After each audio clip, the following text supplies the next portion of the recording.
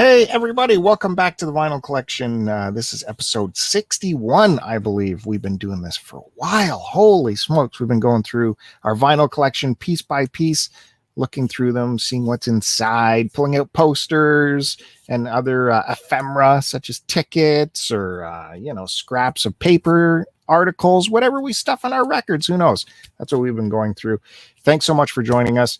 My name is Bill. I'll be your presenter and moderator for this little show. We have a panel of vinyl experts coming on, the regular crew you guys have come to know and love. They'll be on in a second.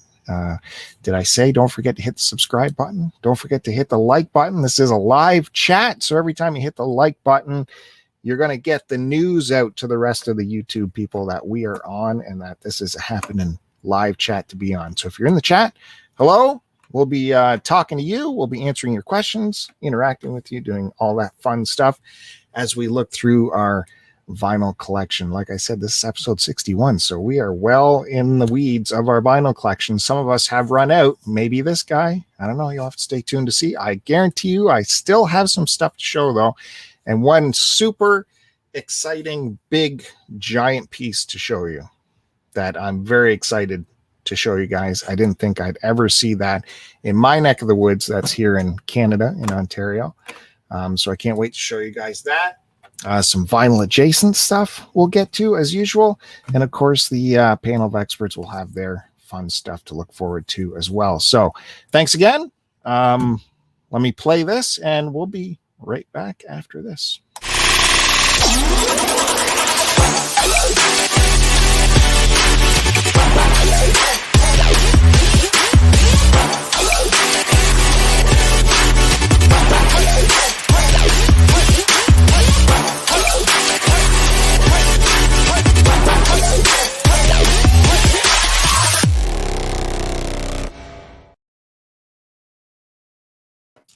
Holy, that was loud. Wow. What's it sound like for anyone else? Is it loud for them too, or is that just us? Who knows? Who knows? We're just doing this thing on the fly here. So, Duke, was that loud? As you can see, we have our panel here. We got Kevin buried on Mars beside me right there. Hey, Kevin. Yo. He's distracted by a baseball game. I see Eric's already taken off. Yeah. Eric was here for a second. We just started the show and he's out of here. Something came up. He was so excited. Can you show the two, does it have the timestamp next to it? It's so great. At 5:06. Okay. Well, let's see what you guys have got today. 5:08. Never mind. Something's come up and I got to drop. Some other time, folks. Adios. We had Eric there just for a little bit. So that's great. Eric, mighty Q dog. And Duke's in the chat. It's good to see Duke here as usual. I appreciate him stopping on by. I hope he's doing well. So Kevin introduced him. He's watching a baseball game at the same time, so bear with him. And we have C right under here. ABC. Curtis is back on the show. Got the guns out. Gun show. Got my wearing my over-the-top shirt and hat. Oh, man. Where's my VHS of that? That would have been, you should have warned me. I would have been VHS, boom, right here. Over the Top. Come on, let's talk about Over the Top for a second. Is that not one of the greatest movies of the 80s ever? It wouldn't make my top 10. Probably not. No, not top 10. Okay. Let me back up for a second. Greatest film of the 80s? Maybe not. Guilty pleasure. How about that? I don't believe in guilty pleasures because I don't feel guilty about anything that I like. There's no guilt. If I like it, I like it. If I don't like it, I don't like it. Okay, so I don't feel guilty. I like Over the Top. It's a fun movie. Old grandpa. I don't believe in guilty pleasures. I just think it's a stupid thing. Why would you feel guilty about something that you like? So how do you feel about Over the Top then? I like it. It's a fun movie. Okay. I wouldn't say it's a good or it's technically not a good movie. No, but it's a fun movie. I liked it. Like I heard bad things about it when I watched it. I'm like, this isn't bad at all. You know, that was going to be one of the films I wanted to do. The next, if you kept doing Film Dango, I wanted the next one that I was on to be 80s machismo. Was going to be the theme, and it was going to be Over the Top, Commando with Schwarzenegger, and Roadhouse with Swayze. Yeah, those are 3 right there. Wow. Yeah, it was going to be the most epic Film Dango there ever was. If this is how I feel about Over the Top, out of those 3 movies, Over the Top's the best one. I agree. I don't have a Roadhouse shirt. I don't have a Commando shirt. I don't have a Roadhouse hat. I don't have a Commando hat. I got an Over the Top hat. This was actually a birthday present. I haven't seen Over the Top in probably 25 years, so I can't really talk about it. But man, I love. Well, Commando. you just got the VHS. Yeah, I didn't throw it in and watch it right away. He doesn't watch his VHS. He collects them. That's right. It's fun to collect. I look at the pictures. Bill, do you actually watch any VHS that you get? Yeah, for sure. I even transfer off some because I got a new system to transfer that stuff off digitally onto the computer. Talking about the ones you bought, those movies that you buy, not the ones that you had in your. Yeah, in fact, I had this on the other day, 12 Monkeys on VHS. Why would you watch that on VHS? It's not because I had it here and I was working at my desk and the TV's right here and the VCR. So you didn't watch it. You just had it on in the background while you were doing other things. Yeah. Are you saying, do I have like a sofa set up where I sit back and put the VCR on a big screen? No. That's what watching a movie is. No. Yeah. They look too bad on a big screen. I think I'm with Bill. This, by the way, welcome to the VHS show, everybody. The VHS just infiltrated everything. It's taken over, man. It's taken over. What was I saying? VHS. Oh, Bill, it's a good thing because I'm the same way. I put it on in the background when I'm doing something, and I think it's great for that. And you kind of tune in and tune out. Although Layla and I have had a couple VHS date nights where we like purposefully sit down to watch a VHS, and coming up. See, Duke knows what it's all about. Coming up, I think we're gonna do. Because Halloween is right around the corner. I'll show you. We were talking about doing a little Halloween VHS date night, and I think we're gonna watch that little classic. Why would you watch it on that though?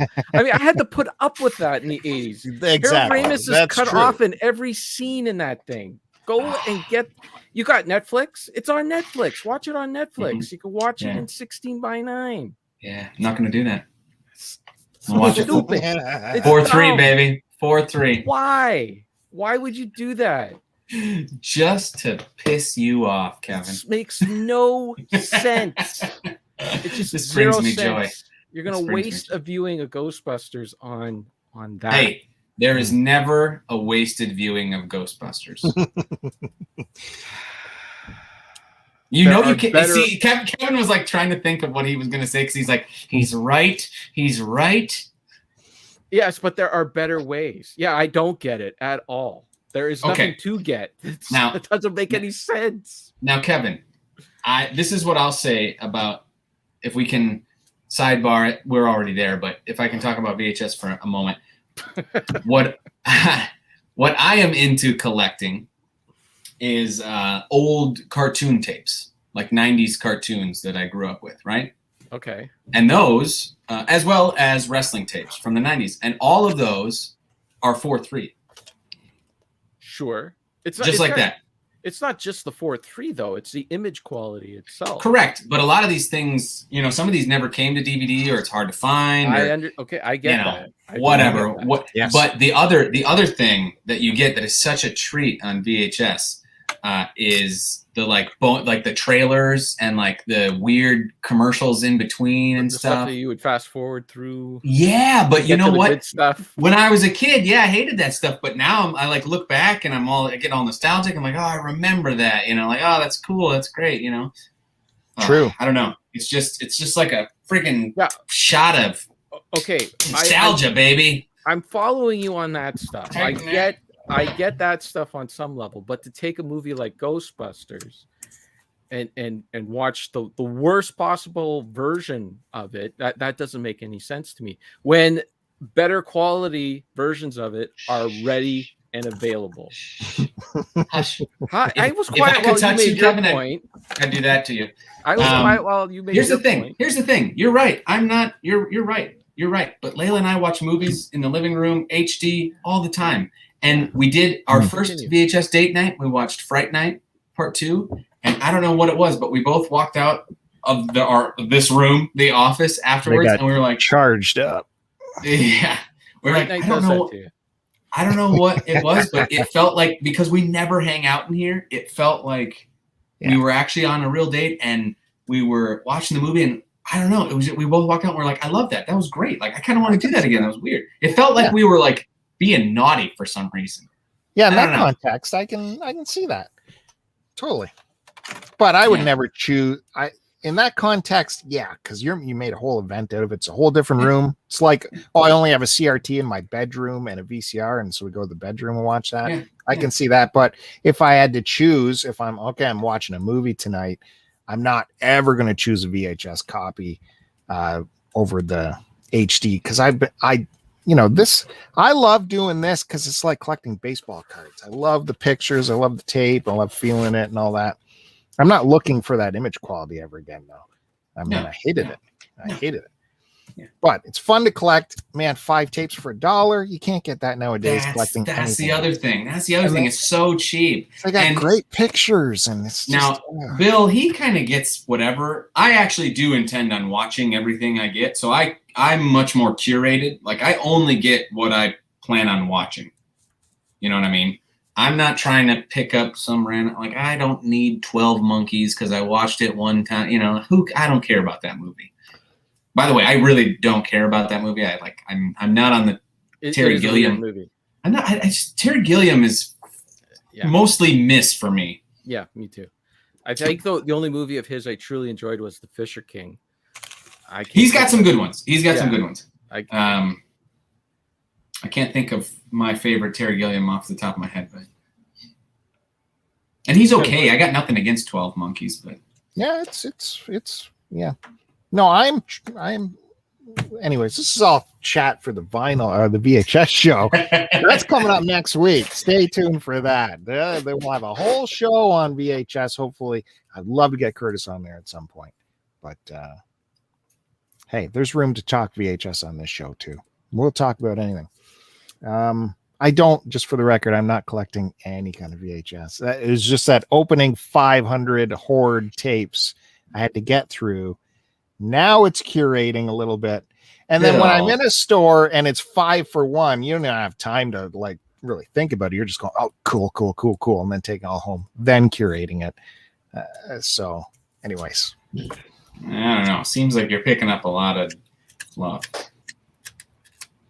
I'm going to pick up what was nostalgic to me, what stuff I own, and the mini posters that I love seeing it's like a mini poster to me. Can I tell you a story about Private Parts really quick? Please. So when I was a kid, when Private Parts came out, I was what? When did that come out? 97-ish? I wasn't even born yet. 97? Yes. I was like 10 years old, right? And this guy was babysitting me and my brother one night. We lived in an apartment building at the time. And the guy upstairs, who was like, I don't know, a senior in high school, was babysitting or just watching us one night. And he had Private Parts, and he really wanted to watch it, of course, because he's like a horny teenager. And like me and my brother, we were like, yeah, why not? This is what he wants to watch. And so we watched Private Parts, which is a very R-rated film. It's got some scenes in it. And it's got some scenes. And I don't know, I think it was a rental, I forget, but he left it at our place. And the next morning, my parents caught us, or like found it and was like, what's this? And it was actually my mom and her boyfriend at the time, but they were like, what's this? And so we got in trouble. And I'll never forget, my mom's boyfriend was like, I'm going to watch this just to see what you guys watched. And so before we take it back to the rental store, And so he sat down and watched it, and he made such a show and dance about like how he was to see what we saw. Like, come on, he wanted to watch it. Yeah. I remember this must have been some re-release in the theaters years later, but I took a date to see it in the theater, and that got awkward in at moments because it was like a new kind of date, new lady I was dating or girl. But that was it must have been re-released in the theater years after or something. That's how I saw it in the theater. Kevin's name's in the credits. He actually worked on that movie. I wish. Yeah. That'd be awesome. Are you kidding? All right. So, hey, you guys want to talk music now? You want to talk Why not? Talk some vinyl stuff? We often start this show with vinyl adjacent stuff before we get into the vinyl. So I can start. Since I have Duke here in the chat, I have a treat for him. Very vinyl adjacent. You got VHS in my head now. I can't stop. Anyways, I'm showing this for my buddy Duke. I'm a big sucker for these Star Trek books. No, Duke's right in that. Duke, I got that for you. Star Trek chronology. Video games and movies are not the same thing. Kevin is texting. I was telling Duke that because he was comparing his VHS watching to video game playing. It's not the same. Have you guys seen this? I know we are all Star Trek fans here. Curtis especially. He has a YouTube series on Star Trek. An abandoned series. I did like doing that though. That was fun. Me too. Yeah. I know. This thing, it goes through chronologically everything that was happening on a daily basis in the Star Trek universe. It'll have like on this star date, Jonathan Frakes, had his first communion, and then it's crazy. And it's got a pretty neat appendices with all the characters and the starships and stuff. So I thought it's just like $1, so I grabbed it. Anyways, very vinyl adjacent. Very vinyl adjacent, if you bear with me. I have something huge to show. That'll be in a little bit. I have to get through these other things. Can you show that on on YouTube? Kevin, you wouldn't believe it. Anyways, I was cleaning out my garage and going through all the boxes and stuff and putting stuff away, so I could have room in the winter time to park in there. And I found a bunch of cassettes and CDs I had out there because I have a radio and stuff. I put stuff on as I'm working away. And apparently my comedy stuff was out there because I found some comedy tapes. More Bill Cosby. You got some Cheech and Chong, the wedding album. That's a good one. Here, let me make it big. I've never heard a Cheech and Chong album. What is it like stand-up or skits or what is it?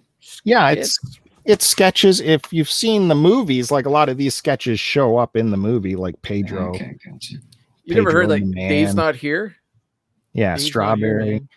No, Cheech and Chong has really skipped me. Even though it was like around and I was always playing on TV, I remember Up in Smoke being on all the time. I never watched it though. I think the only Cheech and Chong movie I've actually seen is the Corsican Brothers. Oh, come on, Curtis. Jesus. It's one of those weird things that just kind of skipped me. Earache My Eye is on here. That's a song that appeared in one of their movies. He's Alice Bowie. Cheech is Alice Bowie on that one. And then Big Bamboo. I think this is their second album.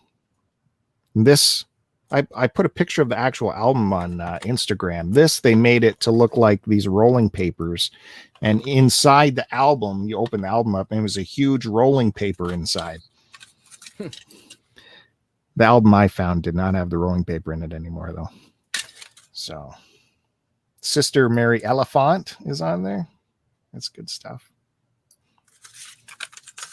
These are good tapes. And finally, Cheech and Chong, Los Chuquinos.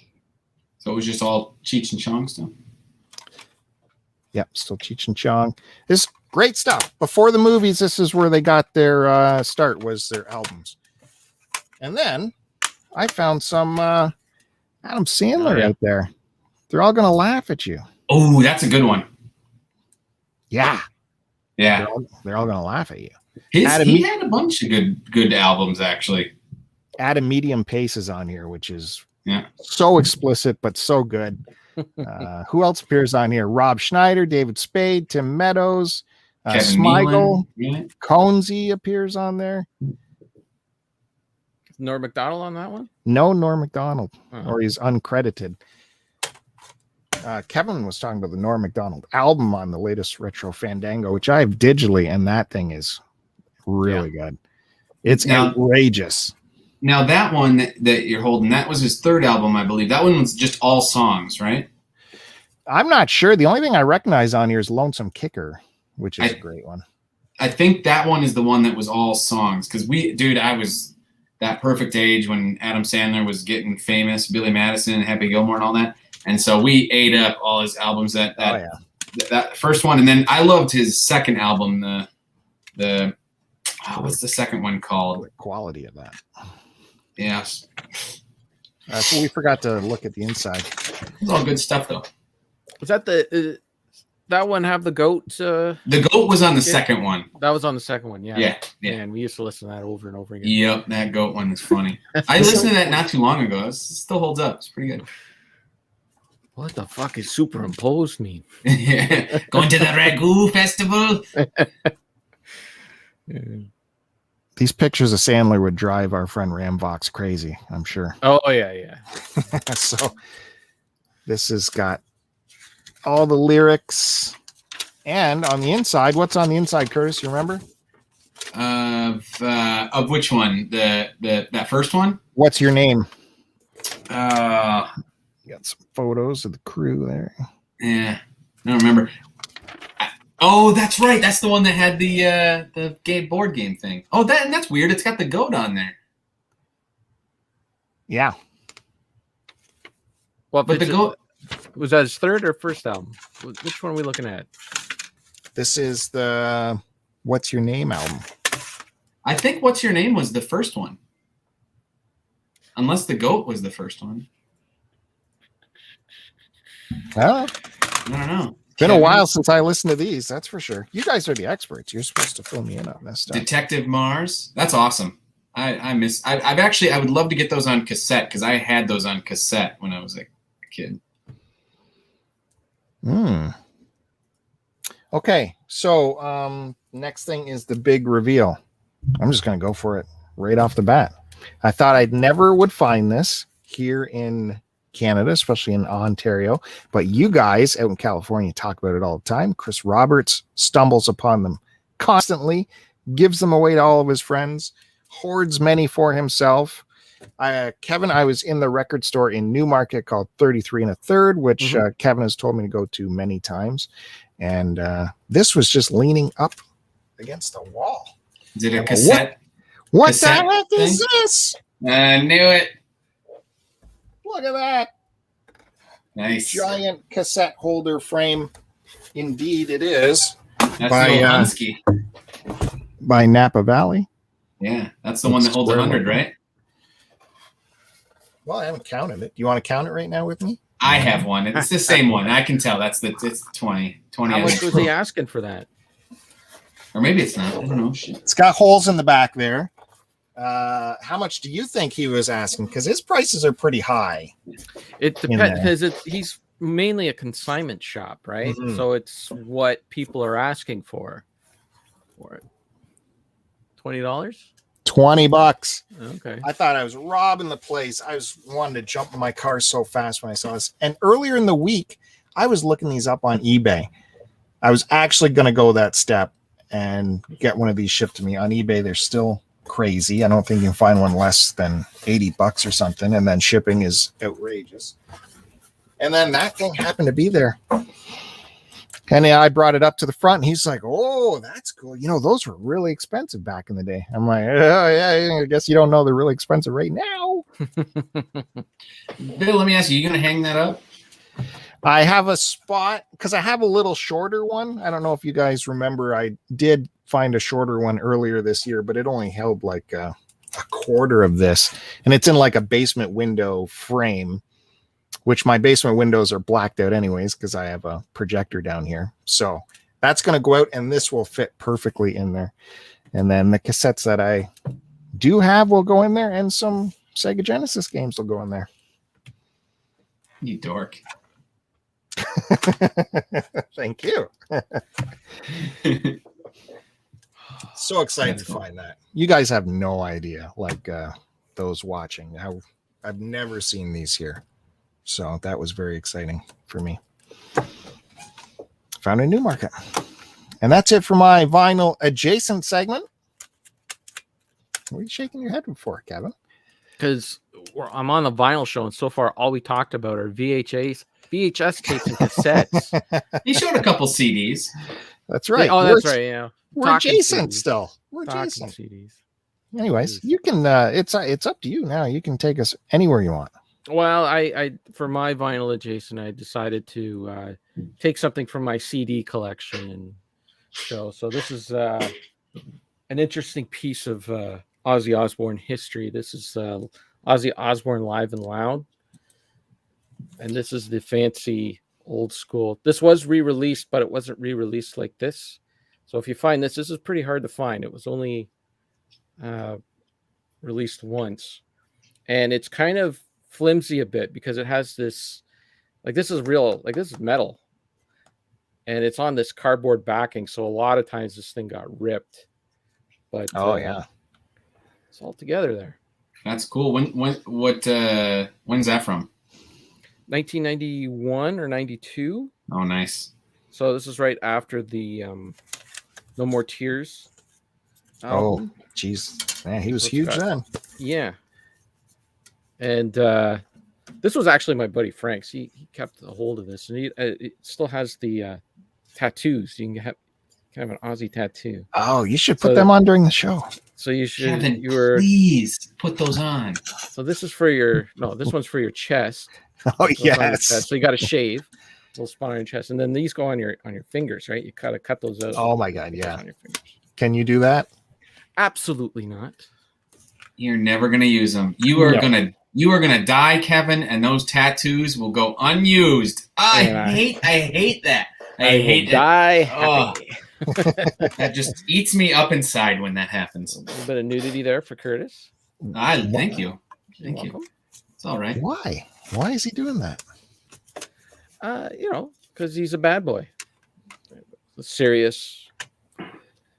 Oh, is he there? Oh, yeah. And of course, this was during the No More Tours 30 years ago. He's still touring. Yeah. No More Tours. I'd like to see him live. That'd be cool. I've seen him a few times. Why did Frank get rid of that? He just gave it to me because he knew I was still collecting music. He actually let me go through his CDs.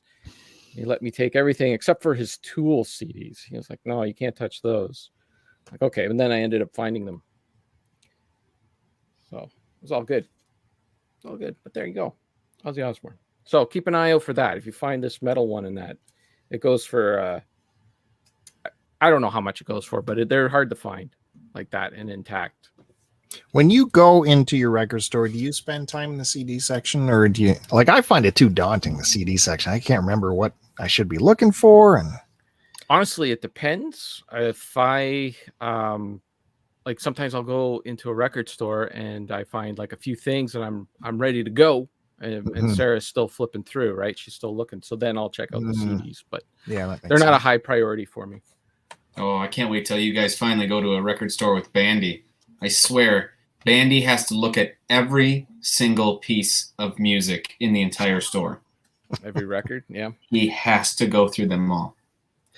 I emphasize with that because I just have no memory. You emphasize with that?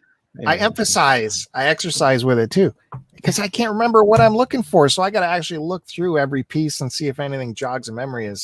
That's what I'm looking for. You know what I mean? Yeah. Yeah. Mm-hmm. I usually go, I have like a few things jotted down. I still like discovering, because I always feel anytime, you should never go to a video game store, record store, thrift store, any of these things with like a goal in mind per se, because you'll most likely disappoint yourself by not finding it.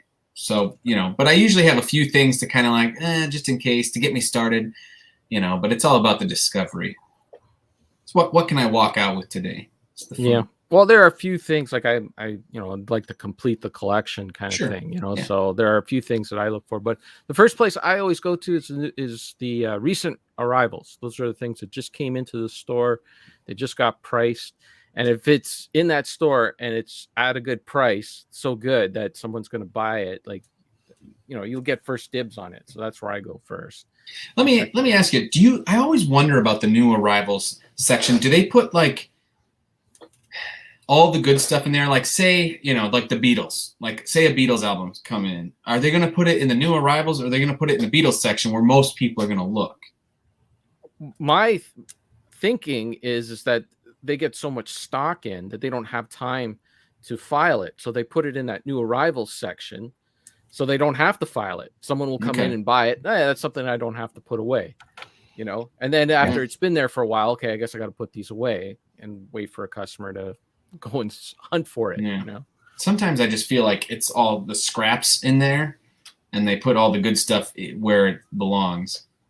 No, I found some good stuff in there, like stuff that I've never seen before too, because it's so it's just not out there. It's not ready and available. And if like Crumbin, it comes into a store and it's gone right away, kind of thing. So if you've got a chance on finding some Crumbin, you gotta go to the recent arrivals. I have something for you today, Kevin. All right, excellent. Okay, that's it for my adjacent. So pass it on to Curtis. Wow. Okay. Cool, Curtis. All right, my adjacent. Well, I haven't been on the vinyl show in a cool minute. Lots has happened. Unfortunately, I haven't gotten a whole lot of music because another hobby of mine has taken a hold, so to speak. But more VHS.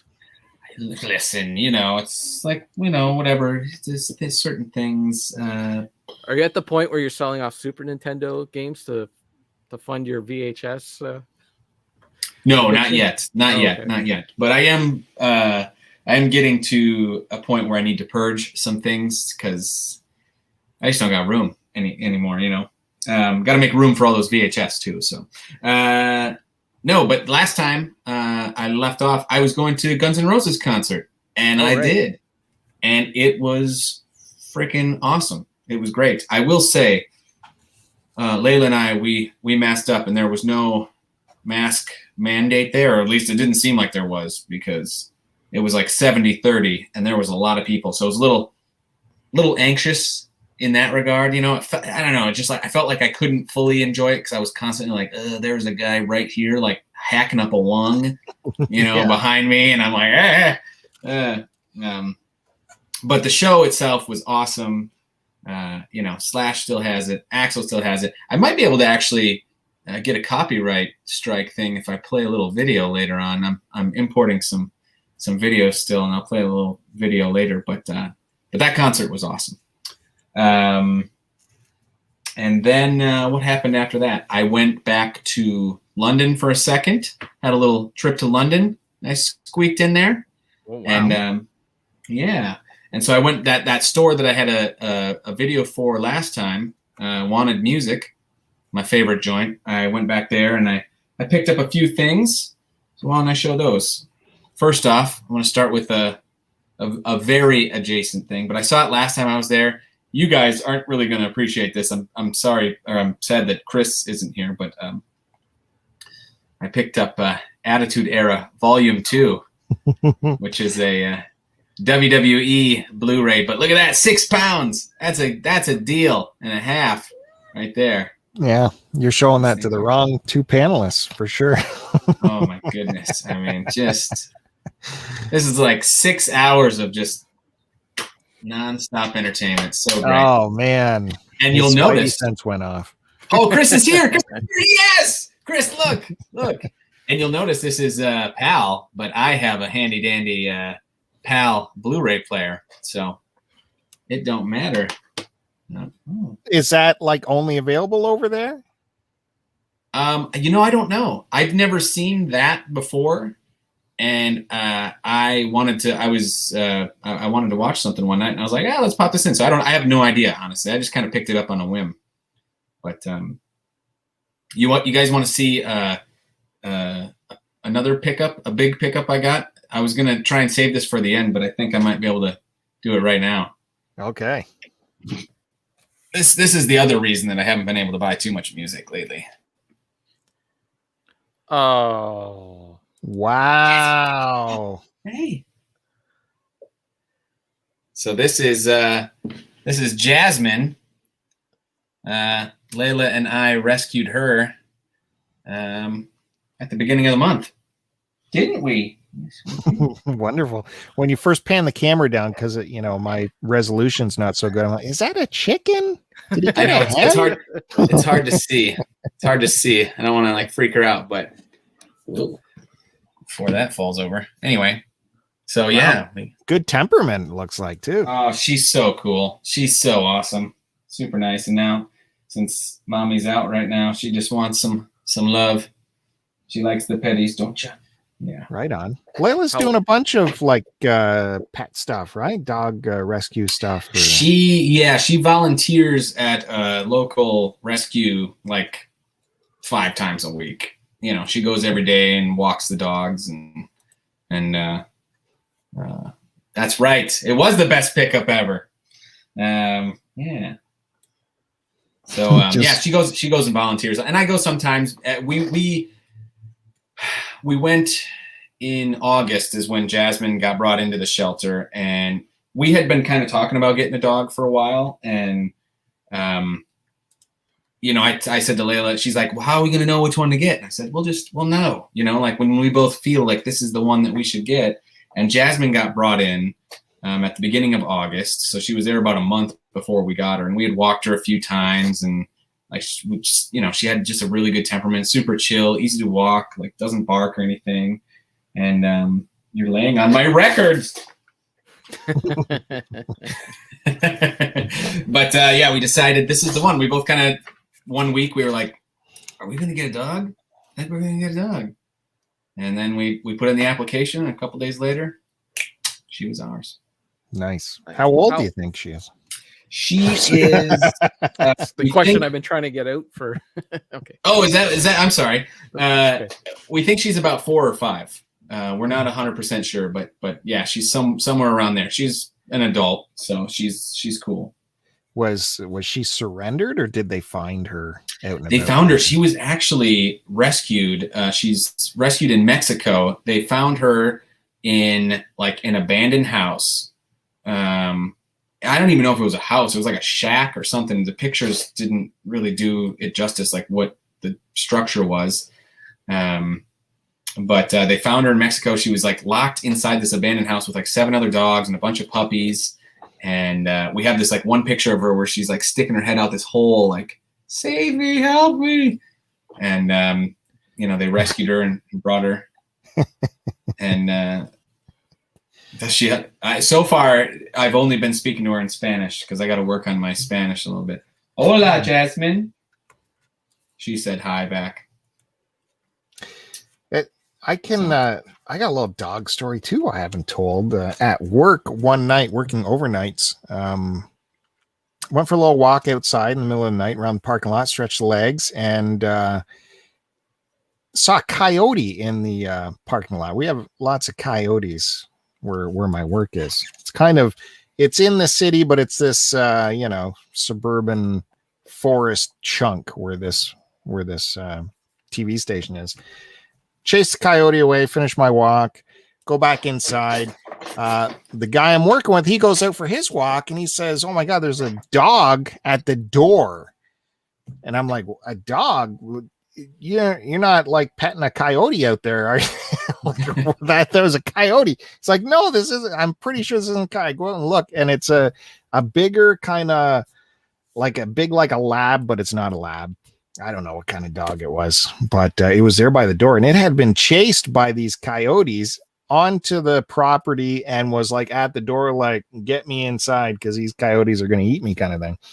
And this dog had a great temperament, like you're saying with your dog, and it immediately followed commands. Like I told it to sit, and it just sat right down, laid right down, on its belly rubbed and all that. And the guy I was working with, he actually walked it around the neighborhood to see if anyone was missing their dog. No one claimed it. And he ended up taking it to the rescue shelter or whatever for it to be hopefully found by its owners. But no one claimed this dog. And I was shocked by it because it was so well tempered and followed commands. And it was an adult dog, and it was not like a mutt. It was an actual breed. And no one claimed it. And I think it did get adopted. I think there's a happy story at the end. I just thought it was really weird how this dog showed up in the middle of nowhere in the middle of the night, and no one came looking for it. But yeah, that's my little dog story too. Go check your shelters for a dog. Chances are there's a really great dog there waiting for you. Yeah. Jasmine's cool. She's like a lab mix, if anybody's wondering. So she's cool. All right, back to the music. So I have a bit of an ongoing story. If you'll remember, the last time I went to this Wanted Music, I picked up some cassettes, and 2 of them were the Guns N' Roses Use Your Illusion 1 and 2, but both of them were moldy. Right? Remember that? Yeah. So I went back to this store because I remembered they had some more Guns N' Roses tapes, and I was like, I am going to find another Guns N' Roses. So they didn't have Use Your Illusion 1, but they did have Use Your Illusion 2. And so I found it and checked it, no mold. And I went up to the counter when I was checking out, and I was like, yeah, last time I was here, I picked up some cassettes, and a couple of them had mold, And he's like, oh, which one? And I was like, Use Your Illusion 2. That's why I'm getting that replacement there. And then he just gave it to me for free. Now, was I kind of angling for that? Absolutely. Yeah, I would have brought those suckers back for sure. The next. Oh well, it was in London. I forgot. I wasn't thinking about it. Otherwise, I would have. But then the story doesn't end there. So I get home to test them out, right? And I pop it in, and I was like, wait a second. This isn't Use Your Illusion 2. This is Use Your Illusion 1. So it turns out I didn't save Use Your Illusion 2. I saved Use Your Illusion 1. So I kind of succeeded in what I needed to do. I just saved a different one. But I had saved the case. So I was able to complete it again. So I still need Use Your Illusion 2. I bought 2 copies of Use Your Illusion 2. And I don't have one to show for it. But I do have a Use Your Illusion 1. And then... now, we've been talking about the big debate, and I'm glad Duke's here, of which one is better. And I finally got to the bottom of it. Does anybody have any input before we begin on which one? I haven't listened to those in years. They're both watered down, and they should be cut down to one album. Kevin's correct. Kevin is 100% correct. But I will say with much certainty that the best one is Use Your Illusion 2. And this one, I think it's because this one has more of a slower pace, more like of the ballads on it. It has Civil War, Knocking on Heaven's Door. Those are the big ones on this. But just overall, this one is much harder and faster, And this one does have November Rain on it though. But this one, yeah, that's where it's at. So you do see that one more. Which one? The second one you're showing. Oh, the really? One you say is the better one. Yeah, well, it is the better one in my opinion. I would listen to this one. Yeah, but Kevin, you're totally right. They should make. Have they ever done that? Like a Use Your Illusion scaled down? I have. I did it on my blog. Did you? One of my posts, yeah. I called it Mars Your Illusion, and I cut everything down to fit on one CD. So how many tracks? I think I put it in my Spotify. Okay, what I'm gonna do, because I don't want to check out your list until I do it. I'm gonna do the same thing. Sure. Yep. And then we'll compare. Yeah. Good idea. That sounds good. Yeah. Okay, that'll be fun. Do we have to do it on this show, or can we just? No, I'll do it after because I need to. No, I need some time. Oh, on the vinyl show. Yeah, just like the next episode. Yeah. Yeah. If we, if the vinyl show still exists, it hasn't been completely taken over by VHS. And then I picked up this little ditty, Poison. Oh God! Look what the cat dragged in, and so this is good. It's got "I Want Action," "Talk Dirty to Me." It's good. Unfortunately, it's super warbly. Oh. And I just don't know if there's a way to fix it. I think the cut, I think it's just too thin. Does anybody have a fix for that? Have you like shuttled it all the way back and forth just to see if that like tightens it or loosens it? What do you mean? Give it a full fast forward the whole way through and then rewind it all the way back. Has that ever worked? I have not tried that. I will try it. Yeah.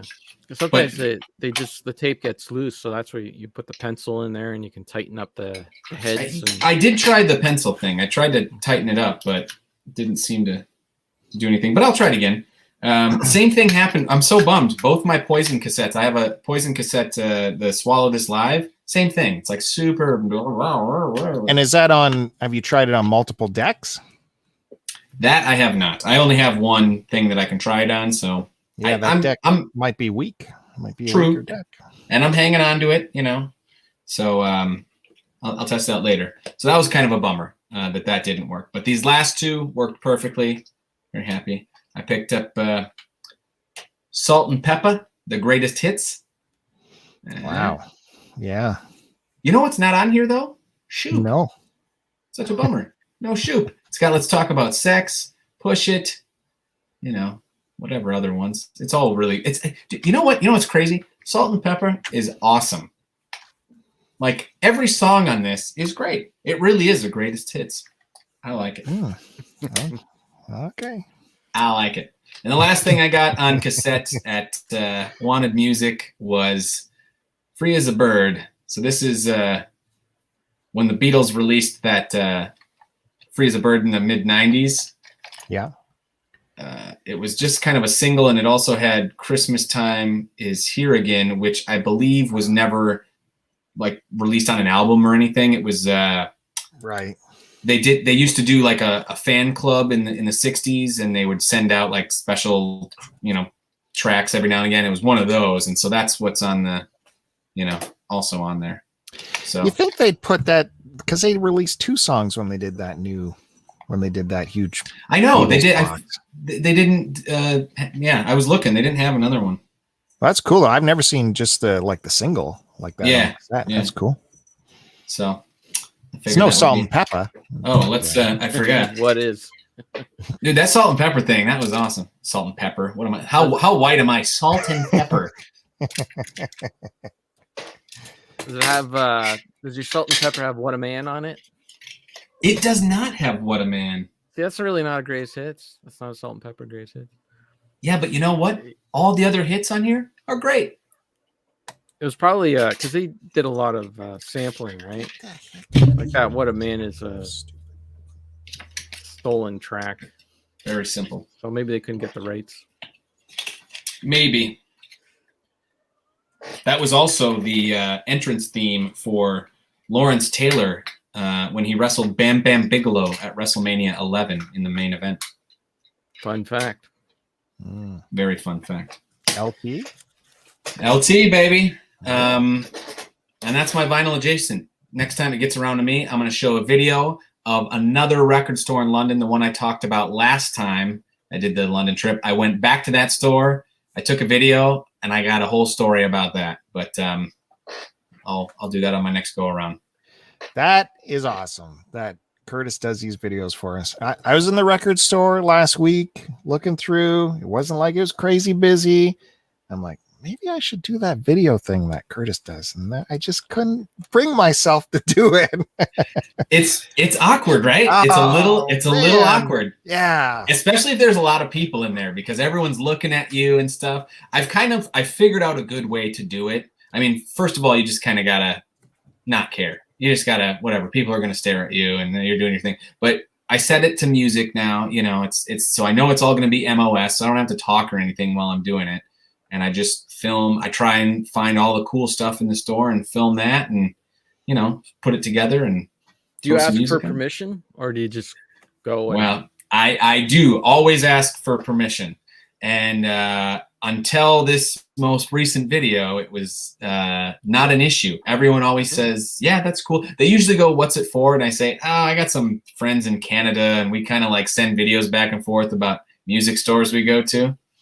And it's such a weird explanation that they're always like, "Yeah, go ahead." Canada, eh? I dropped the C word. Beautiful. I can't wait to watch that. Love those videos. Good to see. Hey, and if anyone's watching, wants to shoot a video of their record store and send it in, be more than happy to play it on this show. Send me an email at starttocontinuemail@gmail.com. Or even if you want to show some photos of your record collection, we show that stuff too. The email is open for people anytime they want. I used to have an email thing somewhere, but I can't find it. I'll put that up on the screen later. Look for that. Drop me an email. So now we're moving into the vinyl proper part of the show. It's early too. It's not even an hour, and we're going to the vinyl proper portion of the show. I don't have a lot to show. 61 episodes going through my vinyl collection. We finally tapped it out. All the pickups have been gone through. I do have a couple pickups though to bring you. One is I already put this out on a video a couple weeks ago, I think. Video is doing pretty. Get down, you stupid cat. Of the latest in the Bob Dylan bootleg collection right there. I'll give you a quick little tour of it. If you haven't seen the video, I do a nice in-depth look at this bootleg series, Springtime in New York, volume 16. This came out through Third Man Records, The Vault, which is a vinyl membership club, where quarterly they send you a pack of records that they pick out. They curate certain records, and they'll send it to you quarterly. And this time they actually got into a deal with the Bob Dylan camp and did their own version of Springtime in New York, volume 16. This 4-disc vinyl box set doesn't overlap the official version at all, which kind of sucks because now I have to go buy the official version too if I want all the tracks. Yeah, it's expensive, man. Records nowadays, holy smokes, gotten insane. Their official. You know what hasn't gotten insane? Yeah. Hashtag there's VHS. a reason. There's a reason for that. The official 2-disc version of their vinyl release of this, just 2 discs, $50. $50 for 2 discs. So it's on a watch list. I'll get to it soon. oh, dang it, wrong show. God dang it. Oh man. Matt Bandy. Yes. I am so sorry. You're just in time for some more Bob Dylan content. I know that's why you rushed in to get this. Yeah, I did. Yeah. What do you got there? Box set? Yep, box set. Let me just show you a couple discs because these are I'll see it in the after show. It's fine.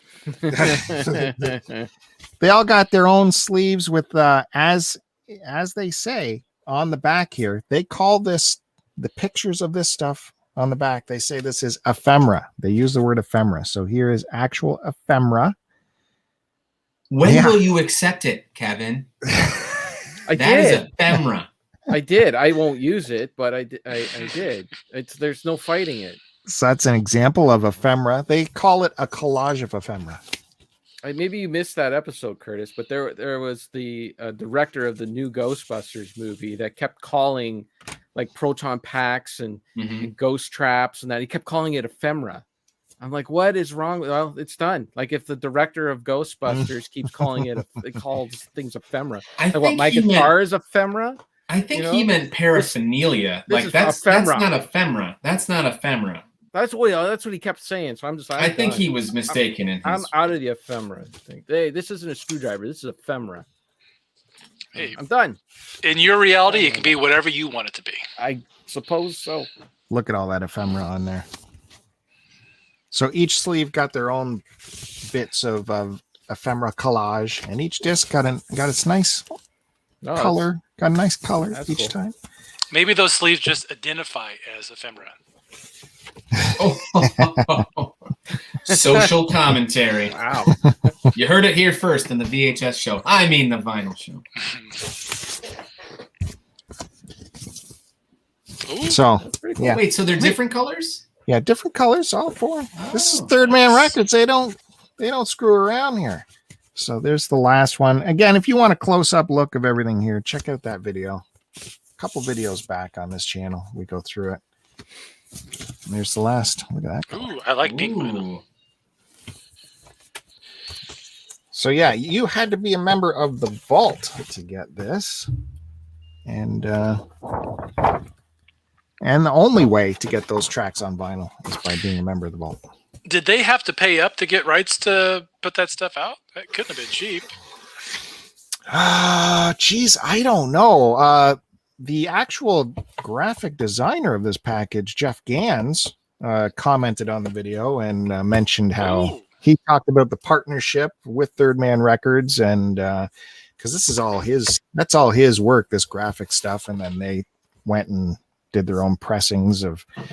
But I would love to know what the how the licensing worked, because the Bob Dylan camp is very tight with their stuff, so I don't know how they got all this to press on their own.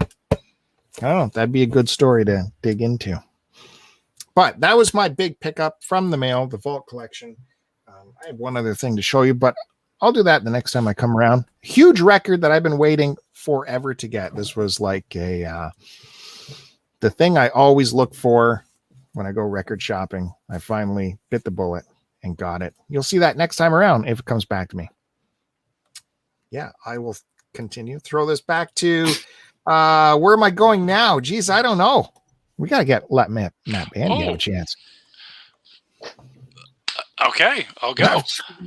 Yeah. So I'm going to show all new stuff today that I got. I had an order from out of season come in last week, and I got a couple tape releases, a couple CD releases, and a piece of vinyl that has been on my want list for a very long time. I finally got my hands on it. So I will start off by showing I forget which release this is from Gordorrim, but it's called Gil Estelle. Gordorrim is a dungeon synth artist. And recently I just found out the meaning of Gordorrim.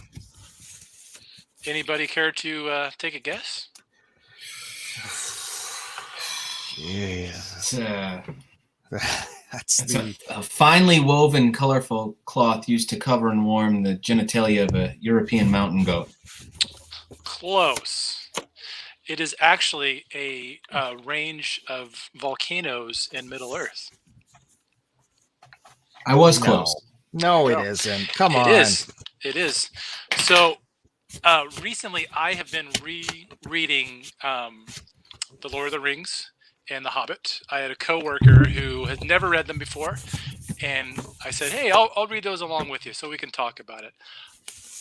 And I have been a fan. I've read the series a few times, but I had never read the Silmarillion, which is stuff that talks mostly about the First and Second Age.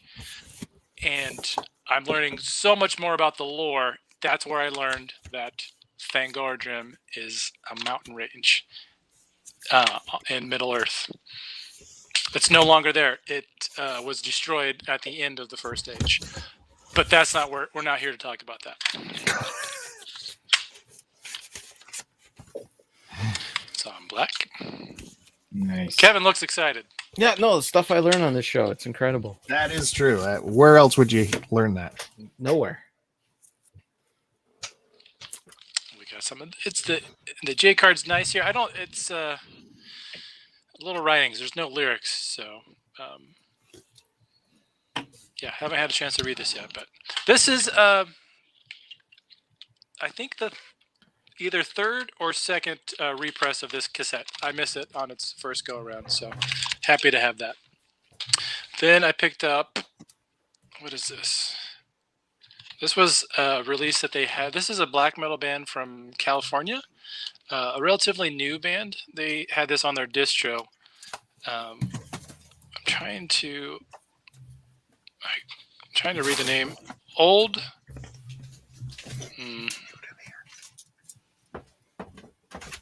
O'Dowan Cash or Gash, I think is the name. I don't know. Not really sure. But I gave this a listen on their Bandcamp, and I thought it sounded cool. So, what is that name again? I don't know. I'm having a hell of a time. O'Donan Gash? Gash. I think it's OLDO O'Dowan Gash. That's got to be it. Yeah, I'd go with that. Yeah. I don't know. But yeah, gave this a listen to. Haven't listened to the whole thing yet. Just a few tracks off of it, but I liked what I heard, so I picked that up. How's your cassette deck working? Working great, like a charm. Many thanks to my friend Chris Roberts for giving that to me. And then this was another CD that I picked up. This was on their distro. This wasn't a release by them, but this is a band called Earthshine. This is a band from Australia. It's a two-person band. I believe they're brothers. One of the guys lives in Australia and the other lives in Japan. This is their second release. It's I listened to most of it so far. I just listened to a little snippet on their Bandcamp, and I thought it sounded cool. And I do like the label that put this out, Northern Silence. I like their releases, so I picked this up. But it's a weird mix of doom metal, black metal, and some like post rock too. It's an interesting release. It's kind of one that I think it's going to take a few listens to before I can fully appreciate it. Really kind of atmospheric, but yeah.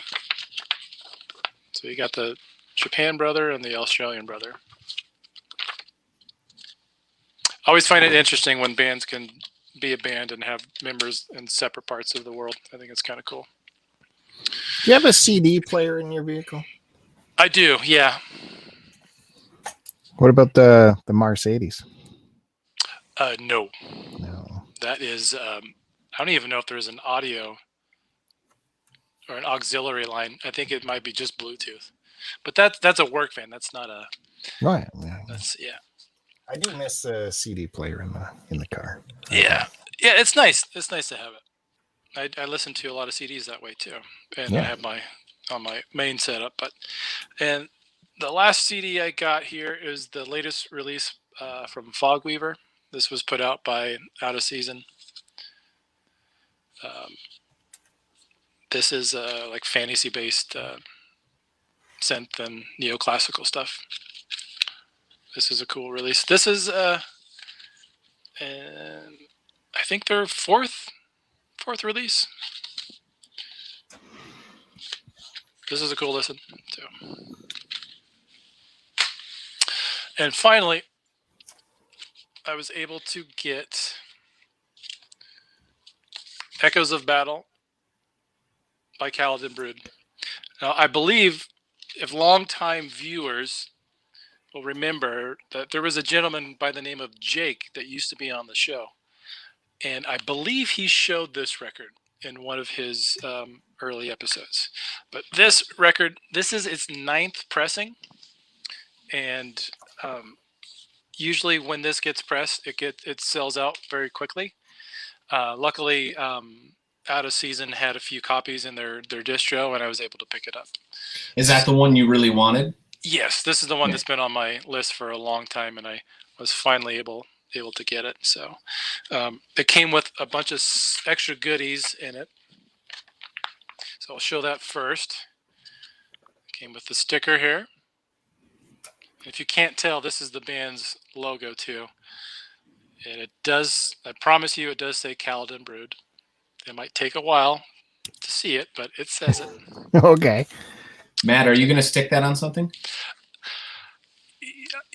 Probably. Matt, please. I know. I have a hard Please. time sometimes with releases like this. I kind of want to keep it together, but I'm like, what's the point of the sticker? I'm not going to sell this. This sticker needs to go someplace for me to enjoy it. So it'll be even harder for me to find a place to put this to where I know it'll be there for a long time. I've gone back and forth on not putting stickers on vehicles before because I'm like, oh, okay, I'm probably not going to have that vehicle for a while. I don't want to waste that sticker. So I've saved it for other vehicles. I just need to find a proper spot for this. Good man. Thank you. So this is a gatefold release. It came with 2 posters as well. So you have a poster of Mortal Sword, which Mortal Sword is the name of one of the members of the band. This a 2-man project. So that's his Mortal name. Sword. That's the artist. Yeah, that's his artist name is Mortal Sword.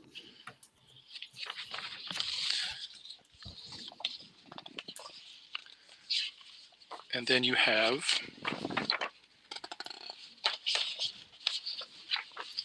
Shield Anvil. So Mortal Sword and Shield Anvil.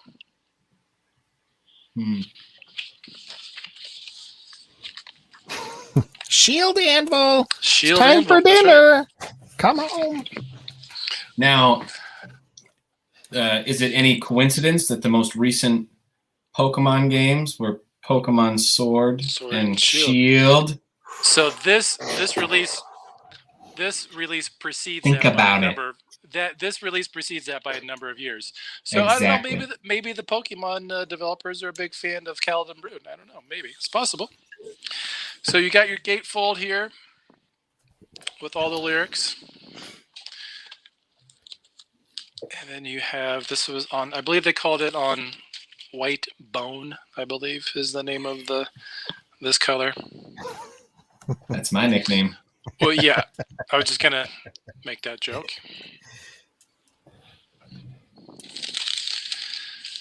So it is a double disc. It came with the static sleeves, but it also came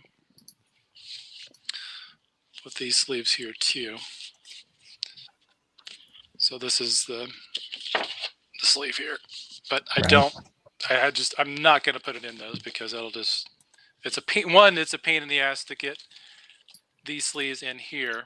So I'll probably replace this with just a normal paper sleeve to use that.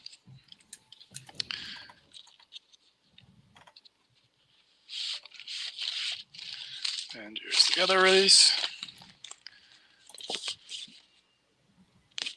It's the other sleeve. So when I put away a double LP gatefold, I usually have one in the sleeve, and then I'll usually just sandwich the other one between. I find it's really hard sometimes to get both of them in there and get it closed without it being all bunchy. So that's something that I do. Do you guys ever do that or have trouble? Depends Good on idea. the release. I don't. Sometimes I'll even just keep it in the back sleeve. I have a friend Yeah. who he doesn't put any of his records in the sleeve or in the sleeve. He always keeps it outside of it, inside the plastic sleeve. Yeah, one guy I watch on YouTube does that. I don't know if it's makes a big difference or I don't know. I mean, it's less wear and tear on the sleeve itself, right? Mm-hmm. So that is all I have to show today. Those are my new pickups. Wait, that's it. That's it. You're done. That's all I had. Yep, I'm done. Jeepers. I don't think we've had anyone sign off like that after one round. What happens if we get back to you, Matt? Figures.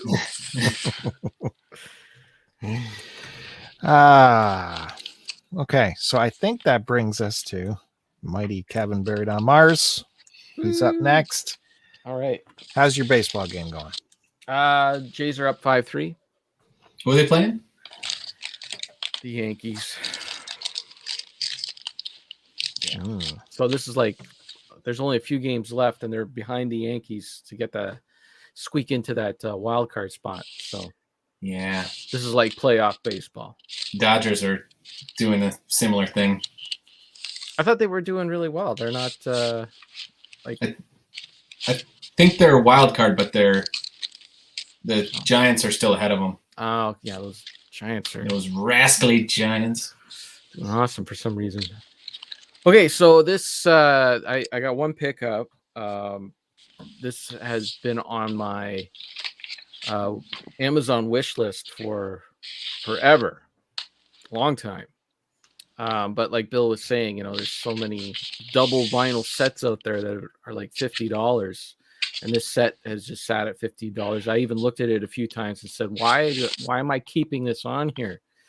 The price is never going to drop. I should just quit teasing myself every time I check my wish list and just get rid of it. And then Sarah randomly asked sometimes she'll ask me to buy her stuff on Amazon. She wants something for our pet fish. So I said, okay. And so I scrolled on my wish list just to see if there was anything to add to it, before it's a good time to check it. And there that double set was in all of its glory for $17. And I couldn't believe it. I had to double check. I even had to show Sarah. Tell me this says it's $17. Why don't they send you an alert when that happens?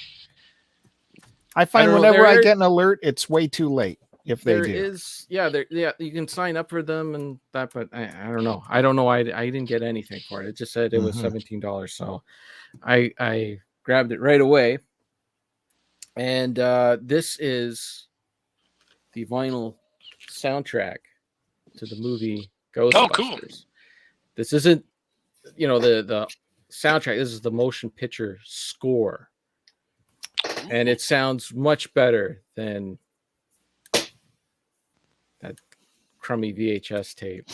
We're all just showing our Ghostbusters swag. But it's a gorgeous set, and I'm going to open it up for you right now. Oh, and of course, too, like sometimes when the price drops like that on Amazon, I'm always worried that it's going to come damaged. Right. That's why the prices dropped.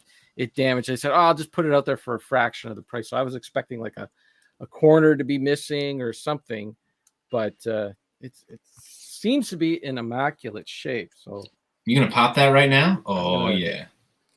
I don't remember the original score so much. Well, it's all ingrained in my memory, and it is a fantastic score. It's by Elmer Bernstein. It's at the point where, like, if a movie comes up and I hear the opening score, I'm like, oh, this is Elmer Bernstein movie. Do you know anything off the top of your head what else he's done? No. It's more he's done like a lot of westerns, well, a whole wide range of movies. The Frighteners, I think, was like that's a great the next movie. thing that was close to something like Ghostbusters. Yes, but he's done a ton of movies. He did a ton of movies. He's gone now, but anyways, like if you played the Ghostbusters video game, that opening, the title sequence and that, where you do your menu select and that song, like that's from this score. atmospheric. Ooh. Oh yeah, it is a gatefold, so I'm gonna open it right up. Is it slime green? We're gonna find it. I bet it is. Slime green is what Curtis says. Anyone else have a guess? Anyone else has her? Stay Puffed White. Okay, and Bill. I don't know. They took the good ones. Well, you can agree. You can agree with them. You can go with. It would have to be green. Yeah. Or Gozer green. Two greens. It could be Zool purple. I am not going to guess because I know what it is. But... Oh. Is there anything on that shrink wrap worth keeping? Oh yes, absolutely. I will be cutting that off. Very good. It says, it might say what the color is, so I'm not going to say that. Yeah, geez, I better. It probably is green. Here's the gatefold. Don't lose out. Wow. Could be white. Confidence there. Oh, Could be green. Chris says orange. Orange. That's interesting. So this is a really high quality, nice glossy feel to all this. Are they could be two different colors. One could be orange, one could be green. Could be. Oh man. Well, ooh, this is questionable. Okay, so see-through. Ah, Oh, it's clear. It's gonna have. Is grain it on see-through or is It's it gonna have split. Yeah. slimed? Oh, Nice. well, I was close. I was close. It's been slimed. That's a good Of idea. course. That's Yeah, good. that's good. That's good. I like that. Wow. And like every piece of vinyl is going to have a different, bit of You gotta different collect them all. slime overlay. Yeah, you gotta get every Be a- single one of them. You won't be a completist. Collect them all. Oh, we got some imagery in here. Yeah. Good photo.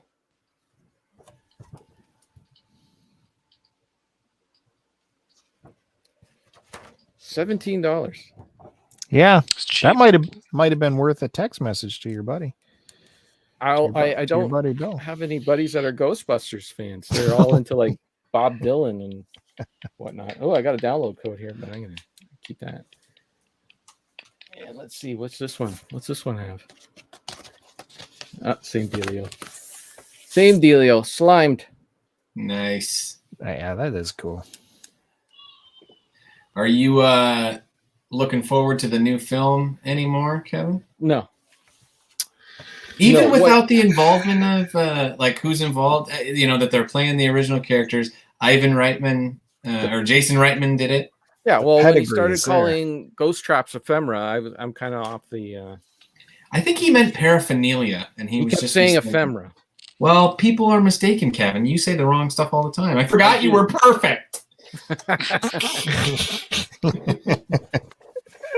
I look. It'd be fine if he made a mistake, but when you're in a war against ephemera and you lose it to the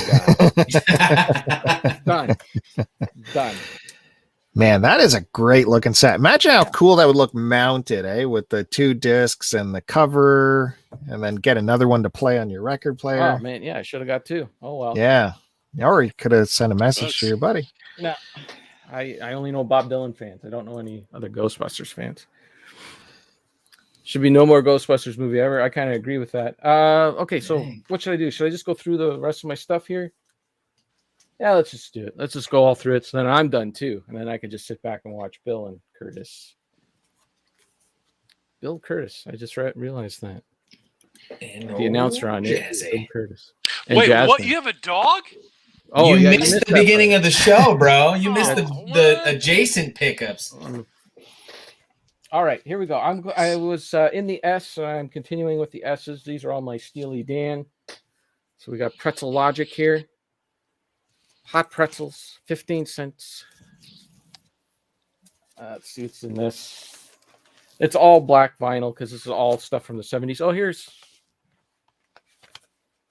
yeah, it's a gatefold with the record in there. So that answers your question there. There you go. Look at that. It's foreshadowing. Is this nudity? No, not. Nope. Nope. There you go. Just naked arms. That doesn't count. Is that a good one? Yeah. They're all good. But this one has Ricky Don't Lose That Number. That's the big hit on that one. These are all great records to pull out on our. This is Katie Lied. Come on, focus you. The bugs. These are all great to, Sunday morning. Take out one of these records, give her a spin while you're sipping your coffee and reading the paper.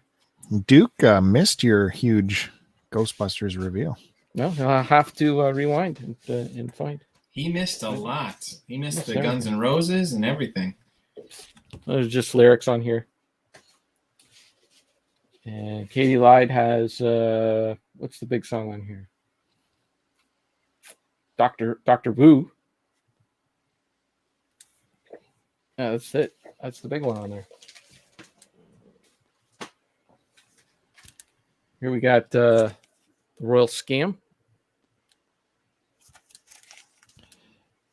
What years are we talking about now? These are all in the 70s. 70s still? Yep. I never come across any of those records. Yeah. They're getting harder to find because people are getting into the Dan. They're getting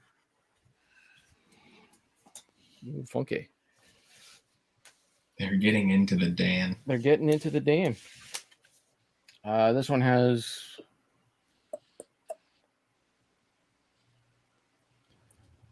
I don't know any of these songs. Yeah. I listened to them and it's like, okay, like I don't know the names of the songs.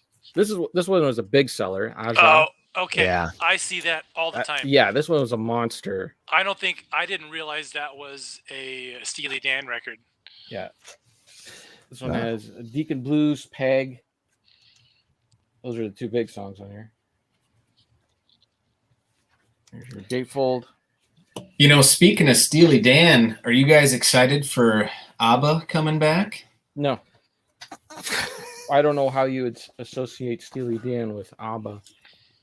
They're two different music, I suppose, but one is like disco and the other is 70s rock. There's Gaucho. I'm interested, Curtis. Thank you, Matt. As am I. Their new music was great. The new singles they put out.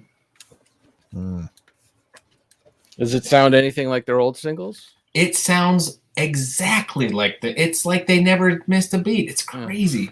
Then I'm not interested. You walked me right into that trap, you son of a bitch. All right, that's it for the Steely Dan. I pulled this for Matt Bandy because he might be interested in the Stone Roses. Oh, Stone Roses. Yes, that's a great record. I love that record. This is Sarah's. I know nothing about it. Oh, it's so good. Early Britpop. She had it on CD and she found it on vinyl. Yeah, that's a great one. What is $25. So that Is it too pop? Bad. I don't know. It's like it's like mod, new wavy, post-punk, new romantic. It's very British. It's good though. Like Blur, you know those guys. It's kind of like that, right? It's before that though. Yeah. This one's mine. Built for Speed. Stray Cats. Doing the Stray Cat Strut. Does that have what was the other one? Rock This Town. Oh yeah, Rock This Town and Stray Cat Strut. Yeah. And yeah, Stray Cat Strut. I don't know if there's anything in here. I've had this record forever. I haven't listened to it in forever. Nah, there's nothing in there. That's it. And one more record. This wraps up my S's. What would I have at the end? What would be one record I would have at the end of the S's? Slayer. Steppenwolf. Slayer.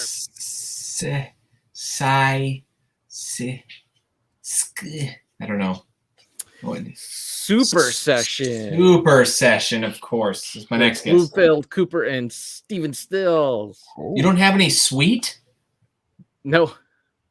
I do. Sweet. I got they're on which soundtrack? The Dazed and Confused, is it that one? Mm-hmm. They are Fox on the Run. Yeah. They're also covered on the Wayne's World soundtrack by Tia Carrere. Ballroom Blitz. Ballroom Blitz, yeah. All right. Nope, don't have any Sweet. So there you go. That's it. Super Session. That's this killer is just album. a big jam session with like these three big guys. Yeah. Big super Bloomfield, jam. man. Bloomfield on guitar, Al Cooper on the keys, and Steven Stills on the making sure they play music. So is that this one, Bill? Right? No, you don't have this one. No, is that like is it like a bootleg or is it an official? No, it's an official release. It actually just got re-released, I believe, not too long ago, with because this was like taken from a live show, right? And it's only because it's on vinyl. It's only got like 40 minutes of the live show. But there's a re-release of the entire show. I haven't listened to that, but it's just pretty much them hanging and jamming. They record it and they release it. No one does that anymore. Bill, I'm going to So- recommend you check out that Stone Roses. I think you might like that. It's a little bit psychedelic-y too. Didn't sound No, give it a chance. okay. It's good. Stone Roses. Stone Roses. Yeah. Bill just collects. He doesn't watch or listen to anything, actually. He's a busy guy. He's a busy guy. Mm-hmm. Mm-hmm. I'm surprised that I have the album and Matt Bandy's not recommending that I listen to it. So, Well, I thought you haven't listened to it. oh, I have no No. idea what it is. I just saw it and I think this is a thing that Matt Bandy would be into. So You're correct. Grab Yeah, it. it's a great record. All right. If Kevin is done for now, we can move on to Curtis. Don't forget, I still have to show that huge record I've been looking for a long, long, long time. I'm going to show that next. And I'm going to show Matt Bandy the big thing that I picked up. He wasn't here when I showed it. I'm excited to show it one more time. All right, Curtis. All right. Well, the videos came through, so I got a couple. Yeah. Do you want? Do we want to get copyright strike? I took a little video at the Guns N' Roses concert. If you want to show that. Would I don't that think you'll kick get it us straight. off the air? That's the. oh, did we had some Dave Matthews last time? And that Yeah, was- Dave Matthews. We It's saw- it's from a live show. So, Sounds just like it. yeah. Fortunately. All right. You want me to play it down? If that's up to you, but you see which one is the concert one, right? I do. Yeah. This is where Curtis was. He got to see Guns N' Roses in person with people hacking on his shoulders, so he couldn't enjoy it fully. But he did shoot some viz, so let's take a look.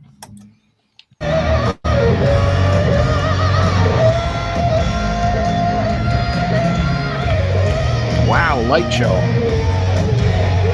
God, people are packed in there.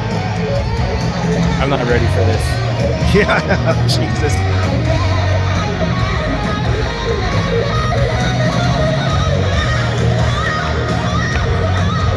Splash, man. It's so good. Yeah. Sounds good.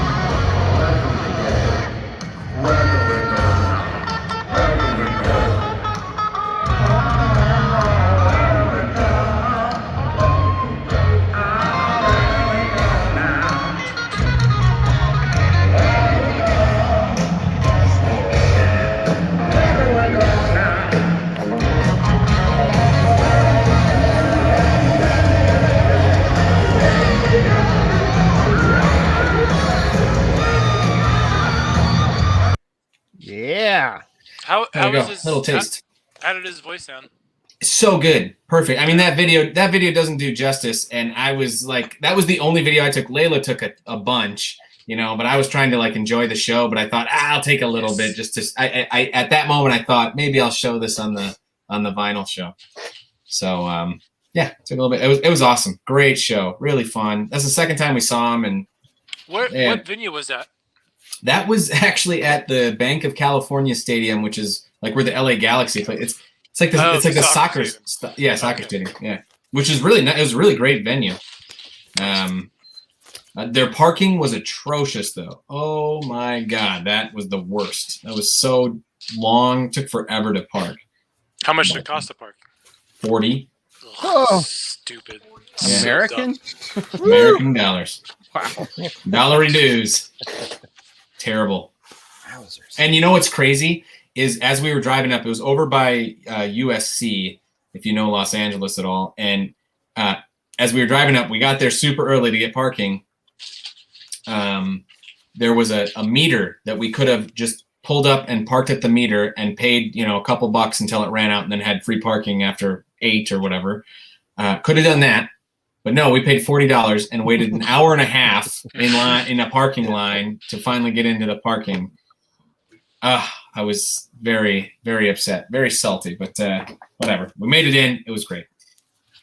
Oh, and another part to that story. So where we parked was the furthest away you could possibly be. It was almost like they were like the gods were making fun of us because we parked really close to where that meter was, which was the funny thing. We walk all the way to the stadium. We get there and they go, "Oh, Layla had like her purse that's like this big with her. They're like, oh, you can't bring those in. You got to have it's got to be a see-through. It's got to be a see-through bag. Can you just show it? And she's like, I'll show you. Like, there's barely anything in there. It's like my phone and my wallet. Like, take a look. And they're like, no, it's got to be a see-through bag. Got to be a see-through bag. So we had to walk all the way back to our car to drop it off, and then walk all the way back. Dude, it was a friggin' nightmare. Ugh, or you can keep it in our handy-dandy locker for an extra $100.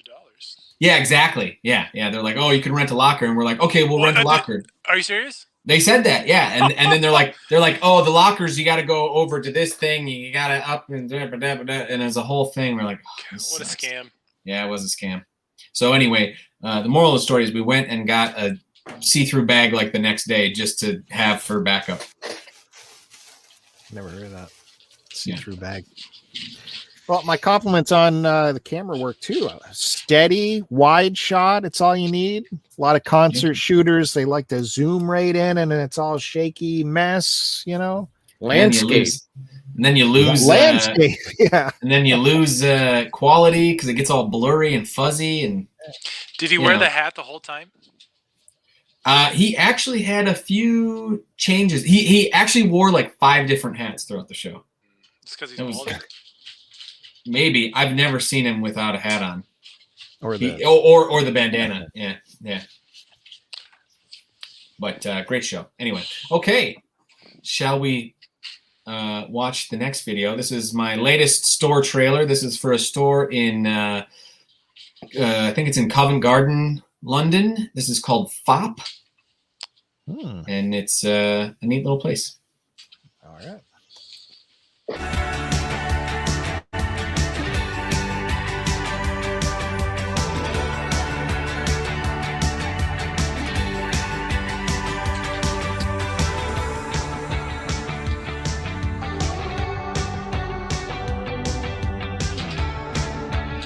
Nice.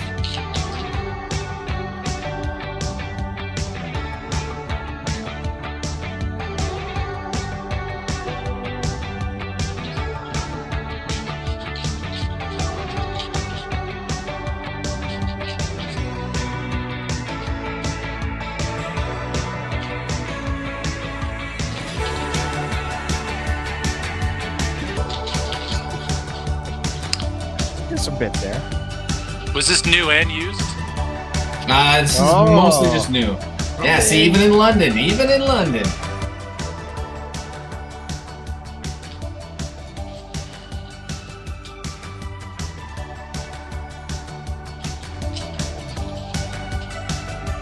So downstairs is all film. Oh, wow. Wow.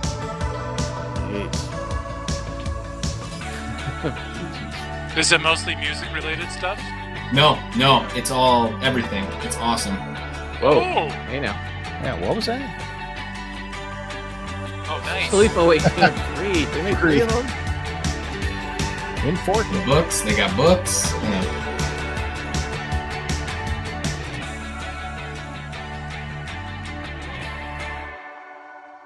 Fop.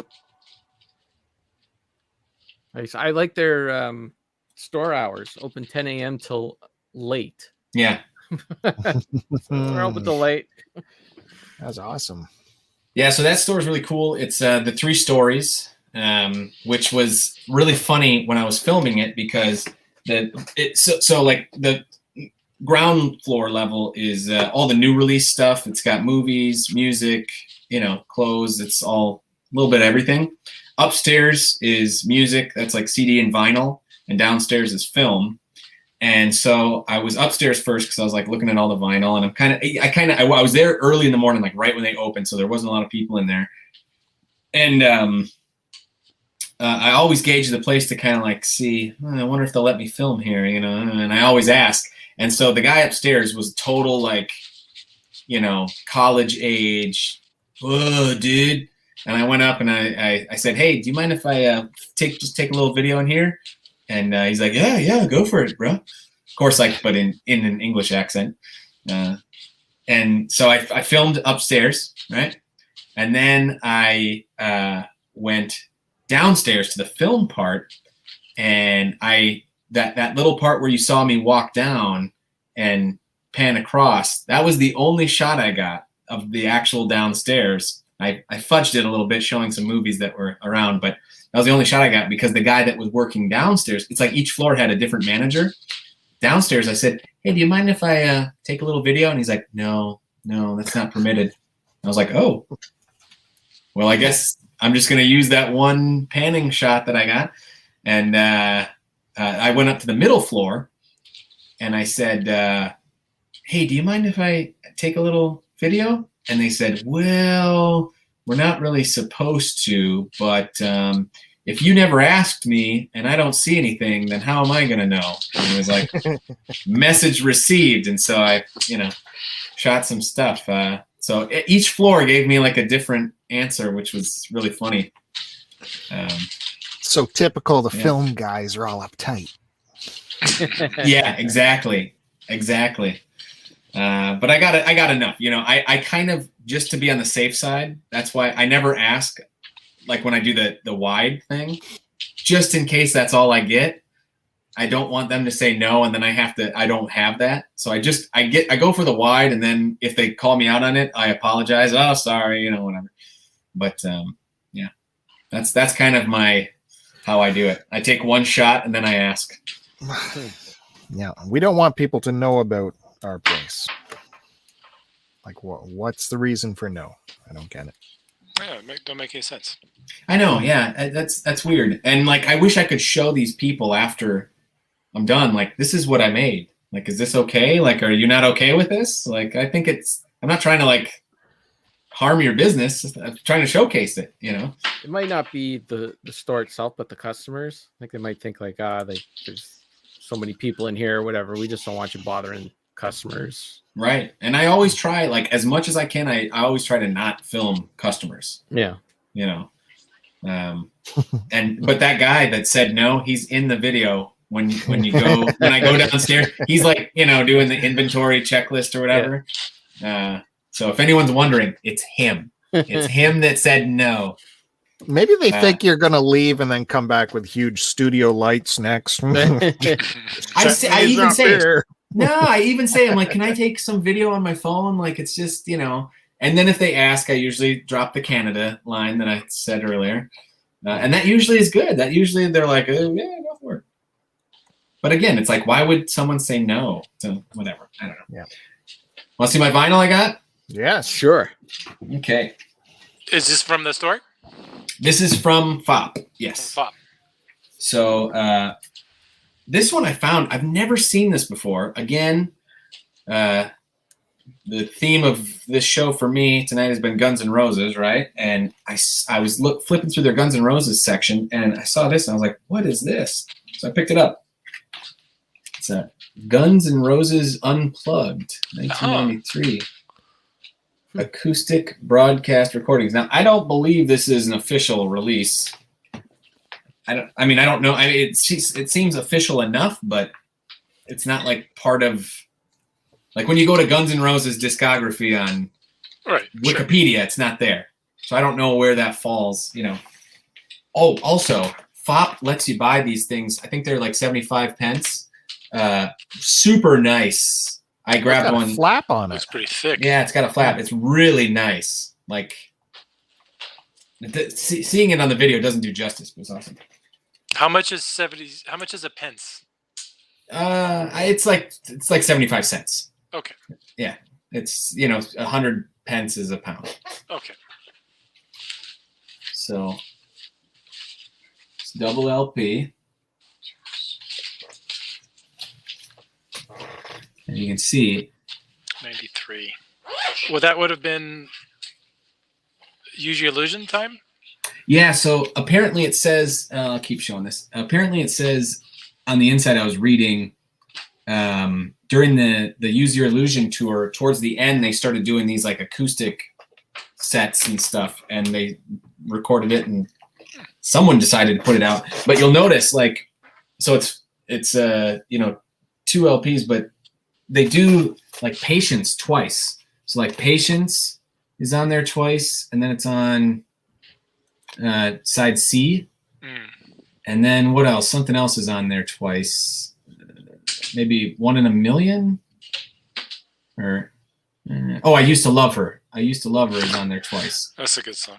Yeah, it's a good one. Really good though. So, and what's weird is the first LP with side A and B, those were like soundboard in front of a giant, like, at a giant concert, acoustic recordings. These are all really good, really clean, really crisp, and they sound great. And then C and D, it feels like they were in like it was taken from like a nightclub, a very small venue where they didn't have the greatest sound system. It still sounds good, but it's definitely a far cry from like the stuff you hear on the first two sides. And some, I like to think Guns N' Roses is the greatest cover band there ever was because they do like a bajillion covers. But this has a couple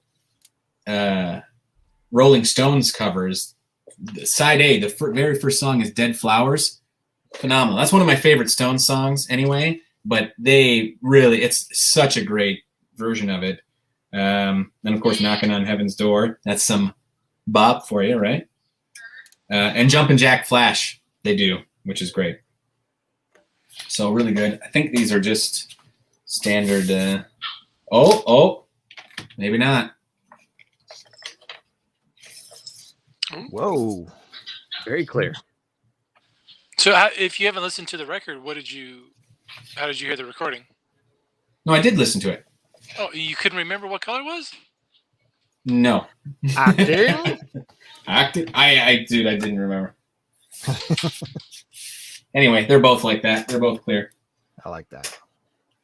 And then the second one I got, I saw this the last time I was in London. You can get this anywhere, but I remember seeing it and I was like, if it's there again, I'm going to pick it up this time. And that was Flight of the Conchords live in London. I was just talking about that the other day. Not that release, but that show. Have you heard this? No, I like their music. It's funny. You guys like Flight of the Conchords? I like the show. Yeah. I've never seen it. Oh, really? Yeah. I've heard of it, but I don't know. They seemed like they were swooping in on Tenacious D's coattails, and I didn't. Different humor.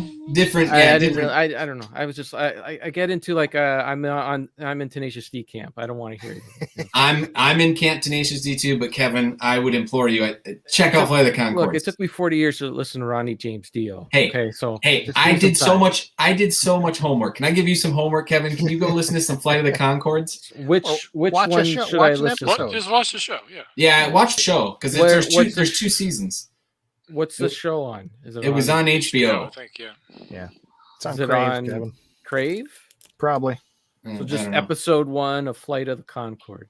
Yeah, watch the show. I mean, it's a very different style of humor. They do like super farcical, silly humor. Okay. Are they British? They're from New Zealand. Yeah. So this is a phenomenal record. It's actually 3 LPs and it's in one thing. Ooh. 3 in 1. Wow. Mm-hmm. I know. Stretch that out. God dang. And you know what's really disappointing is I'll show this one. So really cool. Great. I mean, it's like, a nice set, but it's the third LP. It doesn't, you got the one side and I saw there's A, B, C, D, and E. I was like, ooh, what's on side F? Are they going to throw in a surprise? Like the Flight of the Conchords, they're the kind of guys that would throw in a surprise. Nah. Nothing. No etching. Nothing. It just says Flight of the Conchords. Oh, it's etched. Etched in, yeah. That's cool. Yeah. Yeah. So anyway, it's a live show they did in London. If you're familiar with their stuff, it's got a lot of their hits on it. But the thing that's great is their crowd work. Like they made it a whole thing. At one point there's a song. So they have like in between songs, they'll be talking to the crowd and they'll do their little funny jokes and stuff. And towards the end, like on the last or on side D, there's a song where they sing about the show that they've just done and like all the favorite memories they had from this like 20 minutes earlier, where they talk about remember when we told you the story about this and it was so great. It's really good.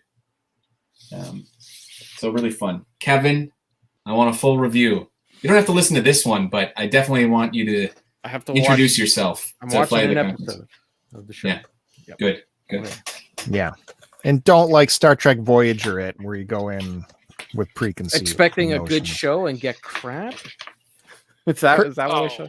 man. Come on, Kevin. Sorry, Voyager's a bad show. I'll tell you what. I'm like 2 seasons into Voyager, and he's not wrong. It's only okay so far. I have yet to hit. Next Gen had issues early on too. And that's true. So did Deep Space Nine. Deep Space Nine doesn't take off until 2 seasons in, though, Bill. Come on. Well, Deep Space Nine doesn't really take off until season 4. Yeah, yeah, I agree. I wouldn't go that far. I when wouldn't go that far. No, because Deep Space Nine at least had some good episodes in there. You know, we should do a podcast about this. Well, listen. So listen. Every next. Hold on, let me find it. Every episode of Star Trek I watch, I grade it. So I grade it, right? See, given the shocker there, what was the finger? Look at this. no, he's So going to make it so. Look at those grades. Look at how many. So 3 is average, 2 is below average. You know, look at this is season 1. There's only 1 4 out of 5 in there. Yeah. You know, season 2. What about Tuvix? It's a lot of 2s, a lot of 2s and 3s. Tuvix. Anyway, point is, Okay. Voyager. As I said this before, I'm watching Voyager episode by episode too, just going back through it. And I listened to the what's their podcast called? The Delta Flyers podcast as they go episode by episode as well.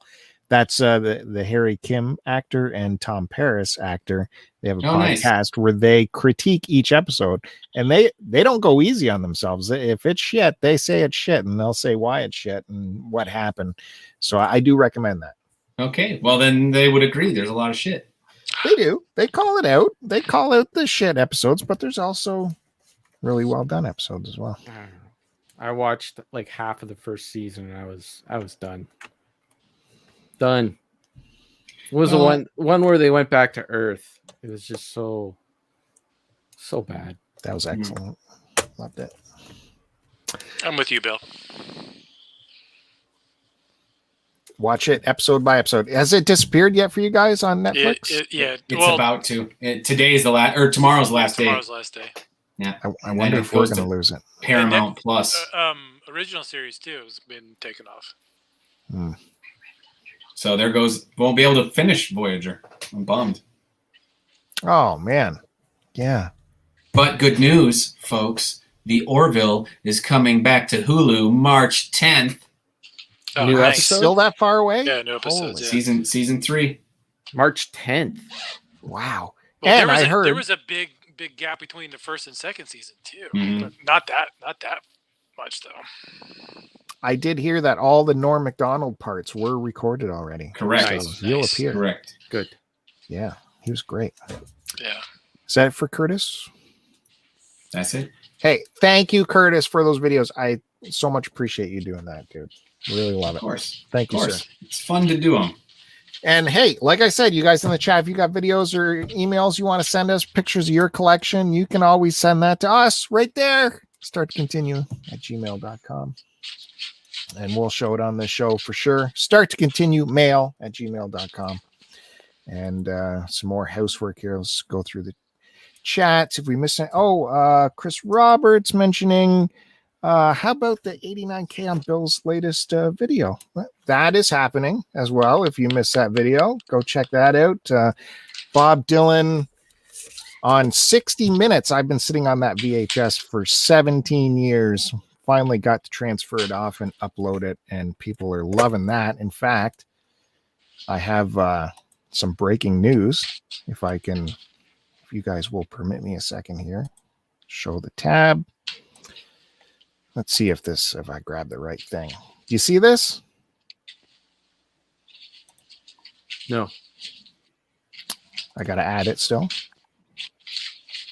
Yeah. Now do you see this? Do you see who just commented?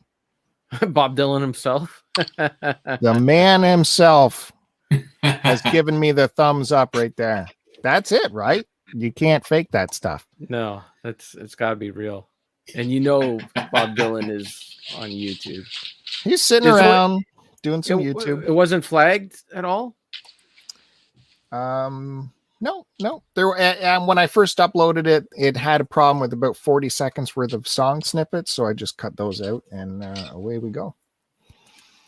I'm surprised. Like CBS themselves didn't, put the hammer on you. Yeah. No, we're good. We're good. Fingers crossed.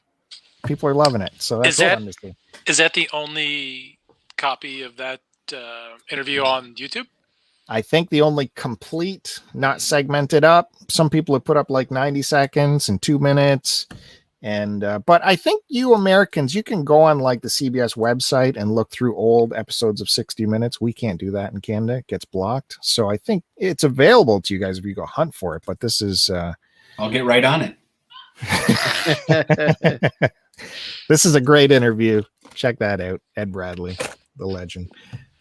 Nice little short. It's only 15 minutes. Nice little It's interview. so frustrating when that kind of stuff is blocked, because it's blocked because whoever has the rights in Canada owns the online rights as well, and they don't want you to see it, but then they don't do anything with it.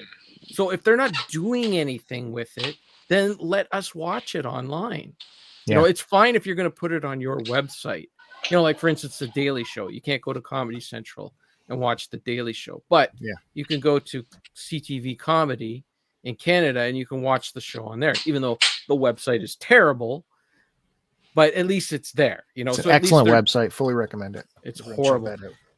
Can't even get through an episode of it without the spinning and all. It's awful. It's well worth it. Go to put some bandwidth.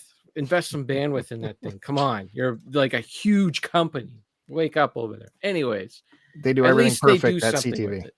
At least they do something with it. You should buy shares if you're looking to buy shares. And finally, now we can go and watch SNL clips on YouTube. Yeah, like that. For the longest time, we couldn't. Yeah, because whatever there's company owned the rights to that. What's that?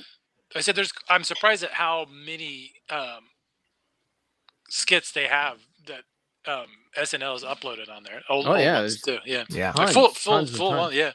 But for the longest time, they'd be blacked out. We couldn't get to them. It'd be dumb. Like someone would post it on Twitter, and you could watch it on Twitter, but you couldn't watch it on YouTube. Silly. Okay. Run out of time. Got to get to my big record that I picked up. But first, got to show Matt Bandy what I picked up here in Canada. Oh, nice. Oh, you got the big one too. Nice. Yeah, it's super rare here. Super rare. Got it for $20 too, and it is Napa Valley. 20 Canadian dollars. 20 Canadian. Yeah. So it's cheap.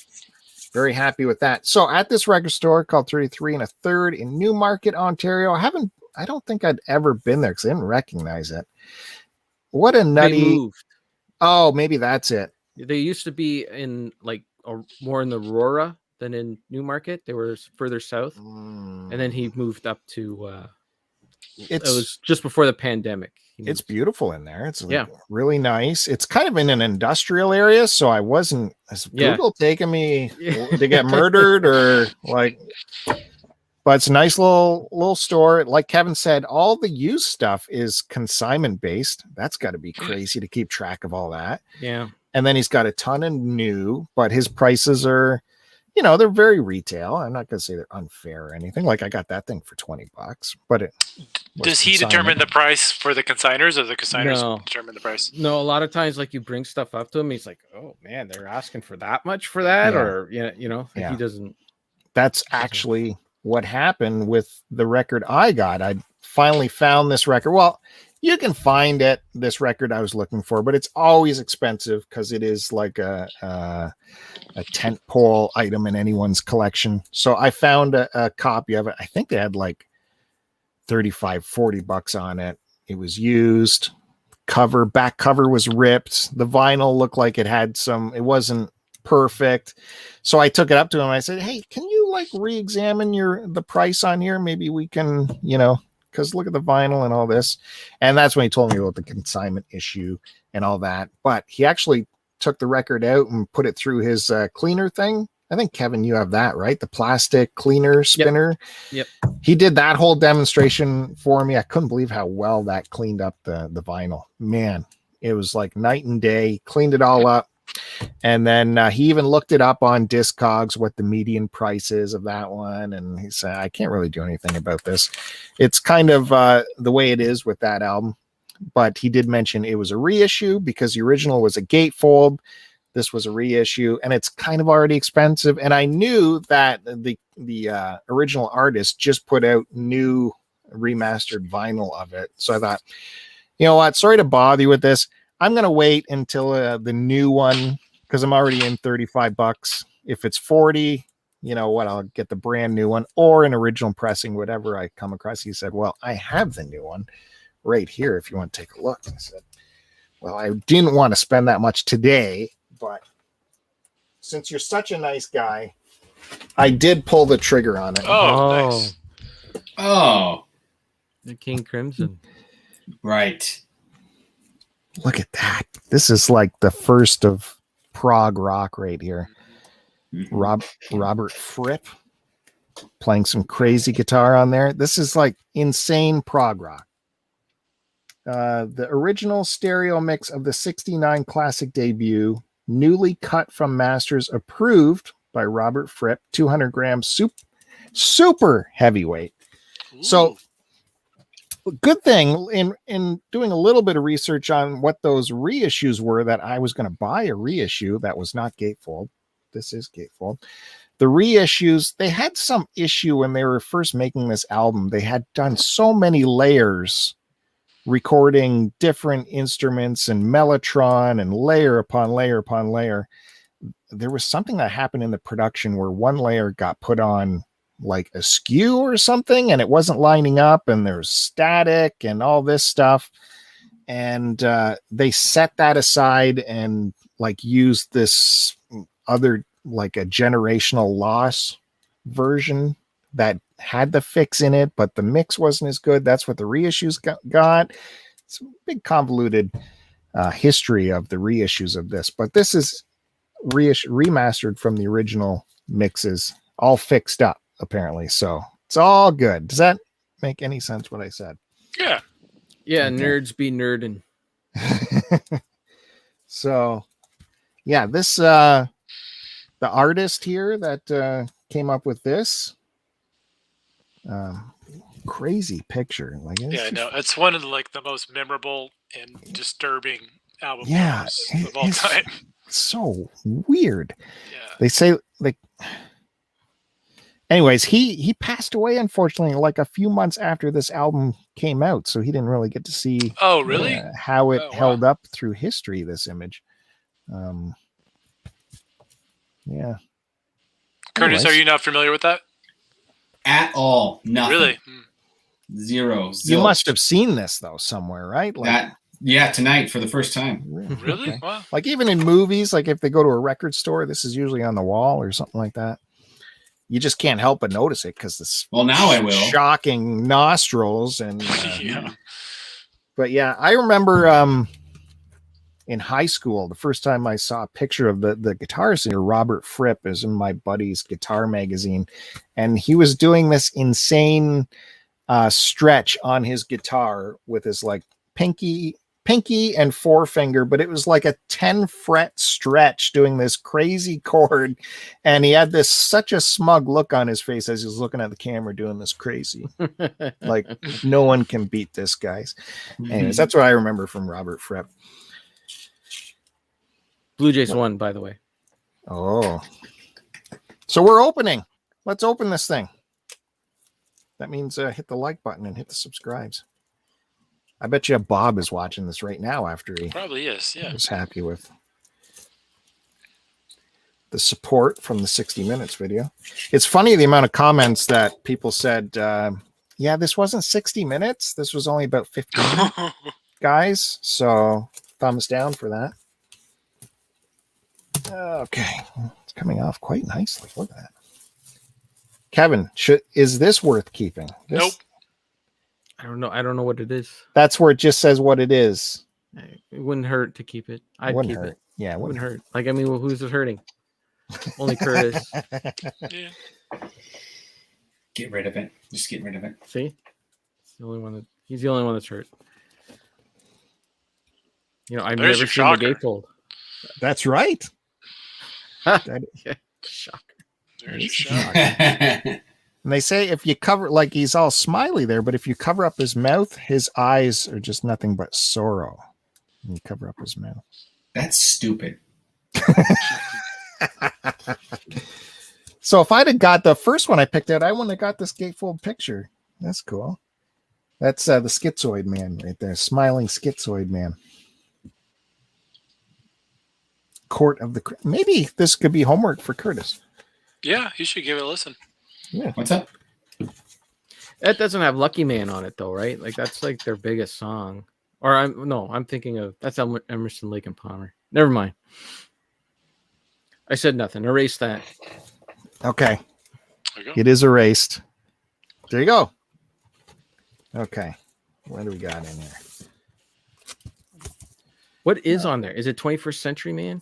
Yes. That's a big song on there, right? Yeah. Yeah, Schizoid Man. This is In the Court of the Crimson King. This is it. Yep. It's just advertisement in the sleeve here. 50th anniversary box set series. That's what they're talking about there. Oh, by the way, I was going to talk about, I forgot to mention it. You guys remember I showed Frank Zappa's 200 Motels not too long ago. I finally picked that up. They're reissuing it now. So next month, that is getting a huge reissue. Frank Zappa. Have 200 you seen Motels. that Alex Winter documentary on Zappa yet? Not yet. It's not free yet. Yeah. Well, it is. If you know where to go. Holy, this is heavy. I feel all 200 grams here, guys. 200 grams. Yeah, 200. Super heavyweight. Some serious grams. Okay, so that's looking good. That looks good. No issues. And alternate title, An Observation by King Crimson. What's in the dead wax here? Let's see if there's anything special. Oh, angelic, Bill. It's like there's like weird stuff in the dead wax. Wonder if that's from the original.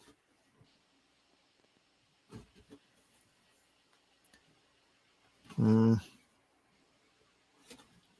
don't know if see like dashes and weird Martian language stuff in the dead wax there. Yeah. What is What is that? that? That's weird. I don't know. Does anyone know what that is? Hey, Danielle's joining us in the chat.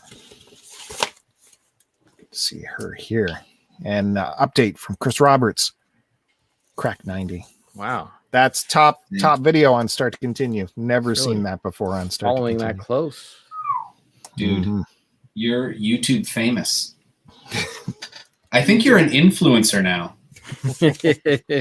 Send me your records. You got to go on TikTok now, Bill. Yeah. Suddenly I want to listen to more Bob. Wait, have I been influenced? Hey, this channel is on TikTok. Check out STC Pod on TikTok. You'll see some Is it? fun videos. Yeah, for sure. You got to be on the cutting edge of what's happening, and that's where we are here on Start to Continue. What about our OnlyFans? There's some more wild Well, stuff there. we got taken down when they stopped with the nudity. Oh, yeah. So that is well, we're over time. I do have one more, but I'm going to save that for next time in case that's the only record to show. You gonna tease it? Oh. No, there's not. Oh! Come on! Oh, The big chill. God damn it. See, I knew I shouldn't have done that. Yeah, Pulled now out that's a too reason far. not to tune in. Pulled out too far. It's cool. Just- You'll be just the surprised the tip. songs on there. Never No, pull and out. I know Never that pull movie. out. I know that soundtrack. I think I have it. It's good. Quite Yeah. good. Yeah. So that is it for the vinyl collection for this episode 61. Man, that was a fun episode. Thank you guys for That's good. for coming by. Appreciate it. Never forget. Never Ooh, forget. Yes, I like it. Thank you, Bandy. Some good stuff. Look at, see, Danielle noticed. Did Bob Dylan really like my comment? Yes. Yep. Tune in next time to see Kevin and I go head to head on our Use Your Illusion compilation. Oh, that's right. Yeah. That'll be cool. Yeah. Yeah. I am not, just to remind everyone, I'm not looking at Kevin's beforehand. I'm going to make my own. There's absolutely, I doubt there will be even any overlap. Yeah. Maybe one or two songs. Maybe. You don't think there will be any overlap, huh? I doubt there'll be much. I just looked at my list and I'm like, okay, yeah. What you are going to pick is going to be totally opposite. What's that supposed to mean? You think I'm going to go for like the singles? I'm not saying anything. Not the album tracks? I'm not saying anything. I'm just saying. Son of a bitch. What is that supposed to mean? I shouldn't have said anything. I should have. I know how you do. Yeah, you're like, oh, you got to go. I like, my favorite song is after the end when it's just like the silence and you just hear a little static. You'll do that. Yeah, because it's over. That's the best one. That's the best one. Yeah, whatever. Once it's over, it's like, oh, I don't have to listen to it anymore. All right. So, yeah, we can wrap it up. Thanks, everyone, for joining us. Kevin, Curtis, Matt Bandy. That was a lot of fun. Thank you again. Letterbox. Check out the letterbox. Letterbox, guys. Our links are down in the description, and no one's reading my things. It's upsetting. I've noticed sometimes, like, I'll see in the timeline, like, movies that you've watched, but it doesn't show up on, like, I don't see your review for it. I don't know. It's weird. I don't know. I did watch a wacky Japanese quasi horror movie called House. That's my latest review. Oof. Wow, that is a wild one. You got to check that out from the 70s. Oh, is that the one with the weird face? Like the fuzzy face thing on it? It's like an orange face. Yes. Yeah. That's a weird-ass movie. Ooh, man. It's wild. Okay. Yeah. Letterboxd, all that fun stuff. The VHS show. I know you guys are just waiting for that. That'll come back probably next week. Look for that. That'll be a lot of fun. And I guess that's it. You guys have anything else to say? You happy? Nope. Okay. All good. I think we did it. We did it. Hashtag VHS. Don't forget, subscribe, hit the like. We'll see you next time. See you, everybody. Ephemera.